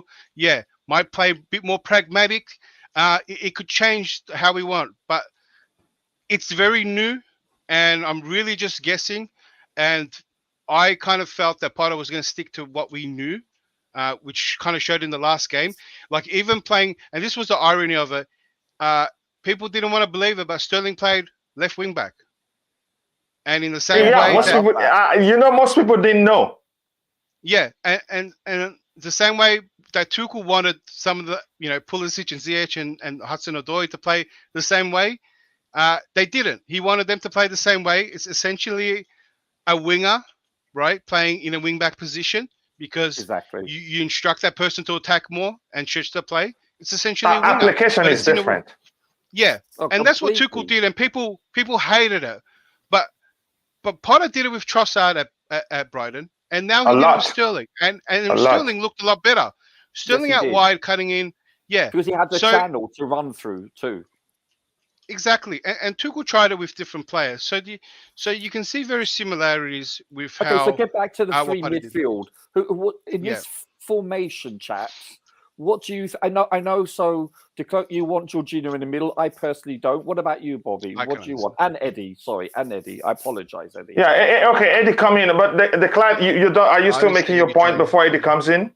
No, that's all right. We've had a great discussion. It is a brilliant. I enjoy it, very enjoyable indeed. Eddie, your thoughts on what we have? On Jorginho playing centrally, Kante to his right. This is more like actually what Sarri did. Yeah, but go ahead. Go ahead, Eddie. Yeah. Greetings to everyone. Greetings to you too, brother. Yeah. Hello. My take is, I don't know, Jorginho in this team. I think we've carried Jorginho for too long. That's my own personal opinion. Jorginho's mistake. Okay, we say is the register. How many passes, assists does Jorginho have that we can remember of? What has he done? Are you making Rio's point? Are you making Rio's point? Here's the thing. 2,000 passes, no assists? Here's the thing. If you actually look at his numbers on occasions, but I'm not going to go into that fight now. My point is, again, we can't do otherwise. There's no point pulling off stats that say sideways pass or not. Fabregas does his own. We see how many assists we can see from what Fabregas used to do. So what we're saying is we cannot carry Jorginho because we want to have Jorginho there, and it's costing the team goals. What on the all-round play of Jorginho now? Under Sarri, yes, it was okay because we dominated play. Chelsea was always dominating play. Now they figured out Jorginho. The approach was different then. The approach was different, and Jorginho doesn't seem to adapt to this pressure. Everybody now knows it's Jorginho that plays for Chelsea, and they pin him down, and he's so susceptible to mistakes. He makes a lot of mistakes in that role, because if we watch the whole of this season, I was looking at our stats there now. From the beginning of this season, we've had over 60% possession. But what have we done? How many games have we won with the possession? If you want to blame in terms of, again, possession count and lack of chance creation, I think you have to move up to the 2-8. But go ahead with what you're saying. I agree with you. But at the same time, the confidence that we do not have that leads to goal. Jorginho gives this ball away. I mean, there should be that energy to chase back, to press, and make sure we see the effort. But what does he do? What does he do? He just trusts his hand, just like looking for someone else to blame and push everyone as if it was their fault. So for me, we cannot say we want to accommodate Jorginho and then we keep losing points. What we need this season is to accumulate as much points as we can. Get as much points as we can. So we cannot say Jorginho is playing. Where is the confidence from there? If we play a Kante there, Kante will be disciplined. It's just about being disciplined. If it does, people say it cannot turn with the ball. Why do you need to turn with the ball if we need to get points? This season is about trying to manage what we have. We do not have someone else, so we have to bring in someone that will play that role for us, that will give us the needed points. Why are we? What is so beautiful in the eye when Jorginho does it and then we lose points? Why do we have a lot of possession? I would rather have 30% possession and have 3 points than have 60% possession and lose 3 points. At the end of the day, it's points that count. It builds confidence. the more we gather these points, the more confident we are. Teams don't sit back anymore. Gone are those days when we say, oh, the small teams, we can play, we can play with them. We play with a back, whatever it is, back two, whatever, and then they sit back, they don't press. Southampton played us. They did not sit back. Crystal Palace, we are going to play. Don't expect them to sit back. So for me, there are no small teams anymore in the Premier League. They all come out to play. So when they come out to play, Jorginho is always prone to mistakes. So how do we carry Jorginho and say, oh, because what he does? I mean, there should be more to his game. Even I can play a Mason Mount, even in that position. I can play Mason Mount. If it comes to that. Here's what I want to ask you. Again, and I know Roger and Bobby will be very, very proud of you. But that's, by the way, if it's not Jorginho and the structure is like this, and I'm sure you understand how Potter likes to approach the game, what else can we do? The argument, do I want Jorginho to stay at the club? No, I don't want to. I know he really wants to leave. But what else can we do without him if the structure is like this? And Potter, again, you see, and like Bobby said, Potter will most likely stand him as long as he's still there, and we can't do otherwise. So, Eddie, I get your point, and believe me, I understand. What else can we do, Eddie? Yeah, what we do, Potter, remember, this is not Potter's team. He needs to build his own team. So whatever he's going to play this season, he will play based on what he has now. And what he has includes Jorginho, unfortunately. Now, he needs to now work out a system. If he thinks he wants to have Jorginho in the team, he needs to work out a system that will help Jorginho. Jorginho needs help. We cannot say Jorginho is helping the team. The team needs to help Jorginho. That's what I think. So now he needs to work out a way. If he thinks he only wants to have Jorginho in this team, then he needs to adapt to a system, maybe play 4-2-3-1, someone that will help Jorginho in that midfield, or we play whatever system that thinks Jorginho will be excluded in this team. That is what I think. What we need now going forward, we can't afford to drop Champions League. We can't afford to drop points. Premier League, if we want to make top four, we can't afford to drop points. So if it comes down to points, he needs to get the lineup that will not be conceding silly goals and costing us points. We can't afford to do that. We don't have luxury of that this season anymore. So for me, Jorginho, whatever it is. Sorry? May I suggest, what about Koulibaly and Fofana and put Silva in Jorginho's place? He's got passing repertoire. He's got and put very good point as well. Sorry, put Silva in that Jorginho's role. Yeah, I don't think Potter will risk it. That idea has actually come to mind too, and I've seen coaches such as Mourinho would do that. I'm not saying Potter. Exactly, I was about to say that, coach. Jorginho, Mourinho will do that exactly. So if we think, because he's he can play, Jorginho can play, Silva can play, he can defend, and Silva will be more disciplined than Jorginho. He knows his limit. He knows his limits, so he's not going to outstretch his limits. Yes. So he's just going to go within what is. Jorginho doesn't know his limits. He thinks he can move forward, up front, even sometimes wants to go too forward, for that you don't have that pace to recover. So players, when you know your limits, you know your deficiencies, you have to adapt your game to suit your deficiencies, and then accommodate others, and don't put others in pressure, and then you make it feel as if it's other people's mistakes and not yours. That is exactly what it is. Honestly, it's not a simple situation really, because we cannot do otherwise. That's where the whole thing lies. Play Loftus-cheek there as much as it's good to watch. He glides through the midfield. Again, he still he loses the ball even more than Jorginho does whenever he plays in the sixth row. Whether I haven't seen him play as a single pivot, but in a double 6-hour row. But again, I get your argument. Just quickly here, this is an interesting question. Let's see if we'll have time to talk about it. I really would like to talk about it. So, Eddie, why I'm still with you. And again, Liam, thank you very much. Again, I understand. Enjoy your family, man. Thank you for finding time to join and helping to keep the chat civil. Eddie, why I'm still with you, before I go to Roger and Bobby, the left-hand side most likely will be Kovacic if this is the structure. Yes, I agree with that. Yeah, Kovacic for me. Yeah, Kovacic. Yeah. Yeah, again, if you think otherwise, you let me know. And I think with Kova to his left and Kante to his right, and him centrally, I think he will be just fine. That's what happened. On that right side where they have Conte. Okay, say If we leave it the way it is, or we take Jorginho away from there, we put Kante in that Jorginho role, and then we have Loftus-cheek where they have Kante. I think we still, again, here's the thing. Here's one thing about this exercise. If we witness again, if we see that Potter is changing things, we could come back to it and see this is more likely, or based on what a particular player that's deployed in a particular position, how well they fulfill that role. We can come back to it and say, okay, we need to change this. But usually, again, I don't see Jorginho playing on the right hand side. That will never happen on the left hand side. He gets worse. He needs, again, of this three, he needs to operate centrally. And with this guy, I mean, put Kante where Jorginho is, and then put Loftus-cheek where Kante is now. So exactly, Kante on the right side of midfield. Loftus-cheek on right side of midfield, and then Kante where Jorginho is sitting, the middle of midfield. So you said Kante here, right? Kante in the middle, then Loftus-cheek to the right, and then that will give Reece James to overlap. Loftus-cheek will be very disciplined to cover when Reece James is up top, and then they alternate. Just give the team that balance. So you don't think Potter will start Jorginho? I really don't know how strong a character he is. Potter, if he can handle it, thinking he's a senior player.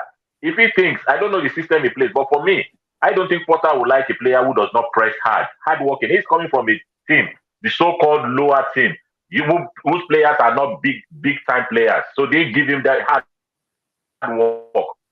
They dedicate themselves. Probably they are promoting themselves, putting themselves on the stage of a transfer market or whatever it is. But they give him that 100. That's what he's built himself on. So I don't think he will settle for less.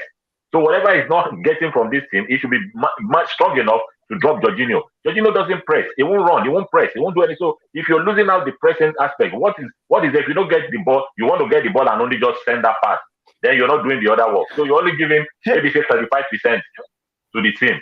No matter what happens here, Loftus-cheek has a place in this team. I really think so. And you're right. I think that position you're mentioning probably him. But the question is, essentially in that midfield three, I still think Potter will go with Jorginho, but I get your argument because you want somebody, again, Potter might well, his application might well be, again, designed to protect Jorginho's deficiency, to mask Jorginho's deficiency, if you prefer. I think that's what's going to happen, really. Because are we supposed to be choosing an 11 that we believe Potter will play, or an 11 that we wish? I'm a bit confused. No. What we think, because we're analyzing. We're not just like you've been part of the exercise.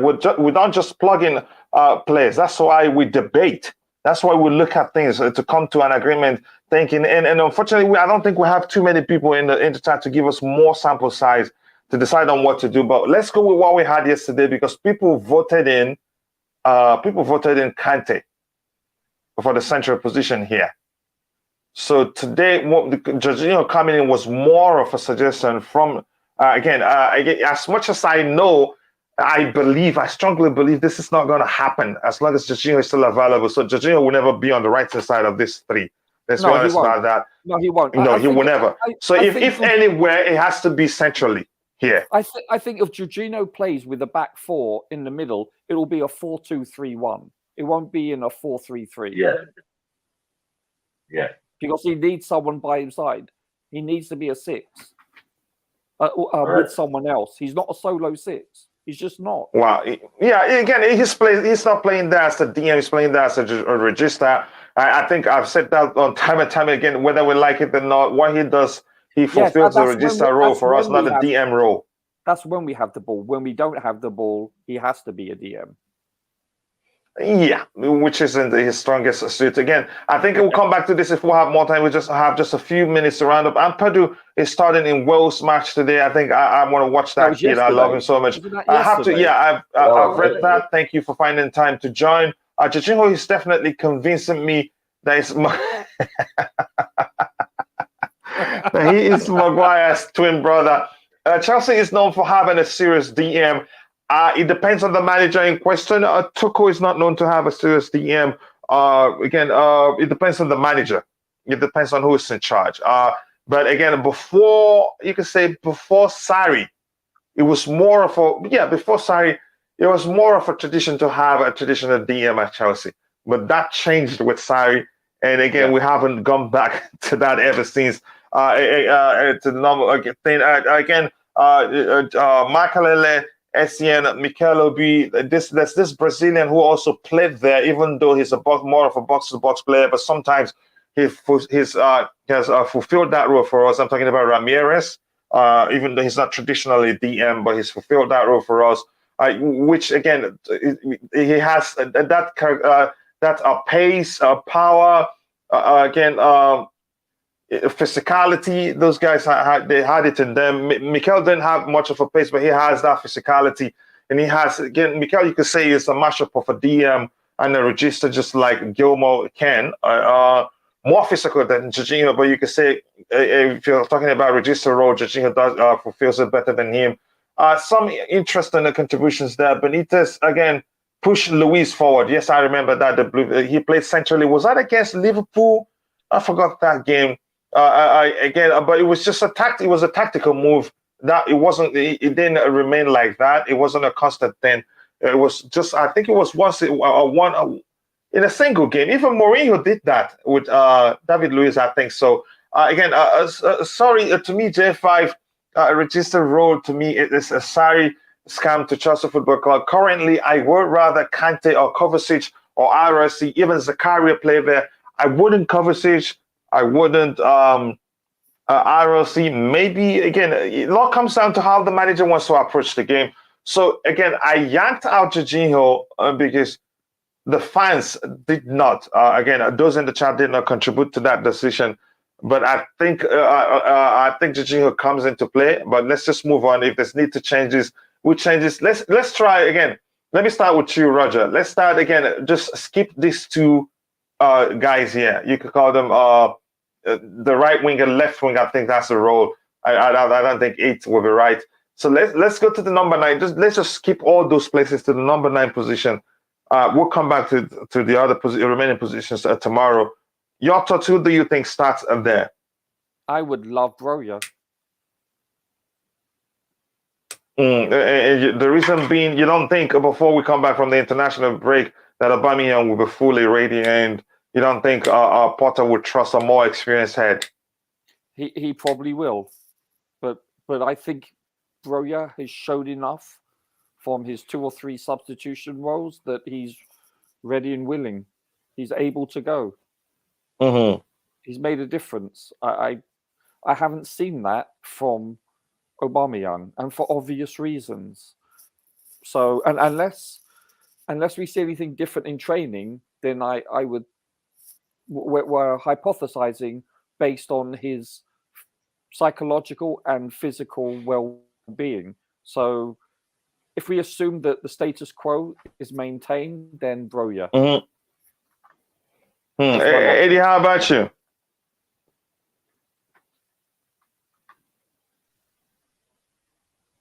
Hello. Sorry. I tend to want to agree with Roger as well. Broja, for me, deserves to be seen from the start. Yeah, but what do you think Potter would do? That's what Roger asked. Are we doing our own team here, or what Potter? We're considering finally, before again, you can say this is what you'd like to see, but what do you think Potter would do? Well, Potter, I think we want to go with Aubameyang. That's what I say. It comes down to his character as a manager. What do you really want? Do you want to see Broja give you the strength, the power, physicality, everything, or Aubameyang, who you think might be lacking somewhere? So it depends on him. For me and fans, majority of fans that you've heard from or read from, they want to see Broja. And then don't forget, Aubameyang can play off the right side. That's where it's called the right wing. Aubameyang can drift there if he wants to accommodate Aubameyang. Aubameyang there, they're Sterling on the left. Wow, this isn't easy. The truth is, Aubameyang is a hybrid number 9, so he can play again. He doesn't have to play centrally. But your argument makes sense. But to me, I think he'd probably start Aubameyang. And did Broya travel? That's especially true if Broya traveled. Yeah. I'm not sure.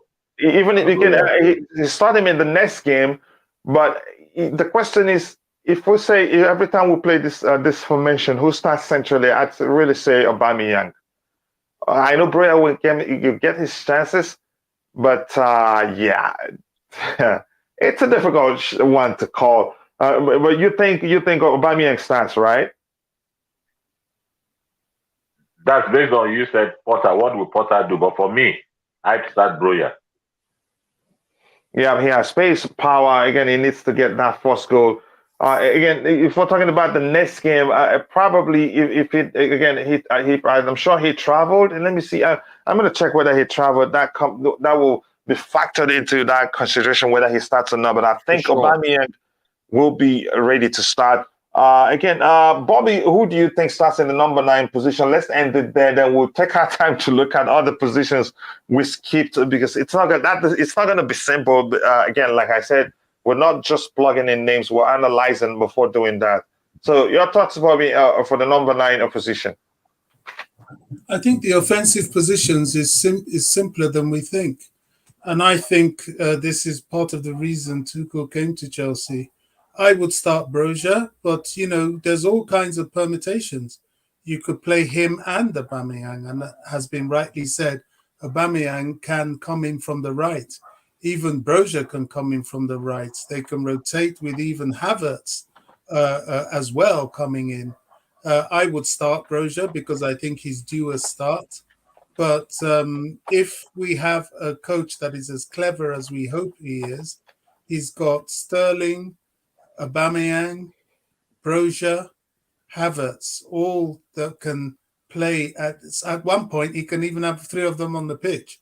So I think he's got a luxury, and if he knows how to use them well.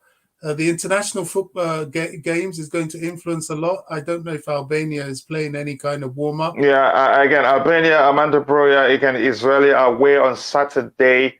Again, and Iceland at home on Tuesday. Is this current? Okay, yeah, so 2022. What date? Let me see. Again, in Europe, the new, again, the UEFA Nations League group stage reaches a conclusion, providing some crucial competition. Okay, blah, blah, blah. Qatar, which runs, I'm not sure the date. We're talking about, because I searched for the current international window, says it's likely he's gone because this is sort of the last bout of international before the World Cup. So if that's the case, then depending on the fitness of Aubameyang, he will start with Aubameyang simply because he's been working with him for the past 2 weeks. But we've got quite a few players to pick from there, and also the players coming back from internationals will need to have a rest because the big game against Milan, which is a must-win. Yeah, I think you make a good. I think Aubameyang starts this one. Plus, after the travels for Broya, 2 travels to Israel, 2 countries mentioned there for Broya. Again, let me see that again, just to be accurate. But Aubameyang, let's again, it's just, this will never be constant. I think a lot will change, and we'll learn quite a lot once he plays this particular formation, and we see who he deploys in what position and how well they do. Israel away on Saturday and Iceland at home on Tuesday. So a lot of travels for him. And Aubameyang, I don't think he didn't travel. Again, I've read that one there. It says right wing is a position that definitely needs to be fixed. We need a natural right wing, someone with qualities like Pedro Willian. We don't have that right now. You can say Pulisic can play on the right hand side or on the left hand side for the forward and one of the right wing or left wing. Ziyech also can do well in that position if this is the structure. If ever Potter deploys this structure, I would start Broja because it's going to be at the club longer. This will enable him to build a better chemistry with the team. But again, you see the chemistry is a problem for Broja. I think what's left is just for him to score that first goal. He hasn't actually played. I don't sense any chemistry issues. for the little I've seen him play. I think we'll be all right again. Like I said, we'll come back and make changes to this if need be. But that's, by the way, again, Eddie, Roger, you want to add anything else to the discussion before we call it a day? No, I noticed two things. One, we don't have underneath each starter, there's not quote unquote a rotational player there. Yeah, we'll still do that. Yeah, it's a long exercise. Sure. And the other thing is we didn't choose a number 7. I mean, for instance, if we played Mount in number 7, hypothetically, then I would probably choose a Havertz in number 10 and a Broja in number 9, even though it was as a number 11. I think that's a thing. But also there's 3 or 4 players that can play in the number 7. Yeah, that's why I skipped it. I went to the much easier one for now, so we can round off. Yeah. I mean, yeah, you're right. Aubameyang can indeed play on the right-hand side. I think Havertz will be best suited there, or a Mount, or a Gallagher, or even an RLC. You know, Chelsea has so much diversity. They're very flexible. I think on paper, this team, I think it all depends on the formation and the application with which they're instructed to apply themselves. I think this squad is a very deep squad. On paper, that is, and I know the game isn't played on paper. So Charles Dan actually asked me for a link, and I totally forget. But unfortunately, we're at the end of the show. Go ahead. You're still talking, Roger? Yeah. So, I would start Sterling on number 9, that listed there. You know, I would love to see him more on the left-hand side because he is putting the ball in the back of the net. We'll still get into the argument when everybody's here because we're not going to finish it today. We're still going to debate the number 9 role, debate the 10 role, the 7 role, but most likely this is going to be the easier one to pick. I think where we have some serious debate will be here and here because there's Kai Havertz, there's Mason Mount, there's Conor Gallagher, there's Christian Pulisic. So it's not going to be easy. There's Ziyech, maybe Ziyech on the left-hand side, but probably again, Christian Pulisic on the left-hand side probably rotates with what's his name? Sterling. With Sterling, yeah. So again, we'll get to that again. The reason I enjoy this exercise is that we're not just plugging it in there. We debate, we analyze, we think about what the manager would do, and then we'll bring in those in the chart. But that's, by the way, Eddie, your turn. Your thoughts on what we've achieved so far and the discussion we've had today. For me, I think it's been an enjoyable debate, especially when the crowd was here. Again, the debate with Roger was good, quite enjoyable. But Eddie, your thoughts on everything we've talked about and what you think about the lineup so far? Yeah, it's been all right since from the point I joined because I missed a lot of time. I didn't join from the start, and so far I think I've done very well. It's been an enjoyable one, very good. And I read the story somewhere. I don't know who will agree to this. Talk about AC Milan wanting Broja, and then we getting Leao. Would anybody agree to that? No, I will not let that happen, and I don't think the club will. We just extended his contract to 7 years, actually. I think Milan would test waters, but I don't think Chelsea will. I don't think they will entertain any offers for Broja. Even Thomas Tuchel himself, I know some people think otherwise. He liked him as a player, and even before he returned from loan, I argued on a Blue Money one episode of Blue Money show that he's Thomas Tuchel kind of player because he's good on the ball, he's quick. He just he's not the traditional number 9. He can play on the flanks too, and we've seen a perfect example of what he's capable of doing with that counter where he carried the ball and everything. And again, I enjoyed seeing that, but that's why I don't think Chelsea will entertain that. Yeah, I agree. And I know Rogers will enjoy this. Maybe we give them Jorginho and take Leao. Isn't it, Roger?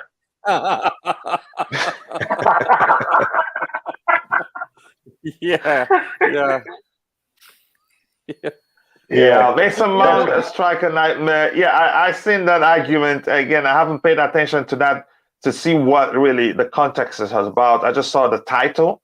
I haven't again done that. But go ahead, Roger. Were you still saying something? Yeah, as much as I criticize J5, but he is an integral part of the locker room where he's really respected and liked. And there's more to being on the roster than just being a player. There's also leadership. And I think he brings those characteristics to the team. You know, if you have a look at all his videos and interviews, he's really admired and respected. So, Who? I mean, Jorginho, that's okay. That's really important for the chemistry of a team. Probably more so than actually performing on the field in some regards, because you need that unity and respect in a roster, in a squad. That's very important. And I think that's his greatest attribute, actually.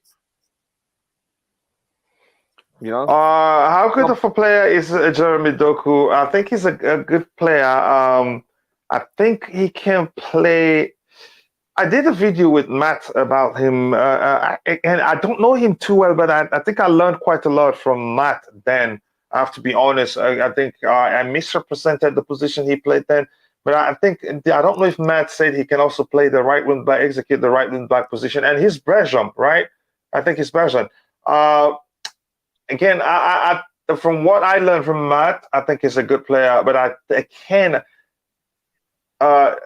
could say I don't know him that well in terms of saying this is where he fits better.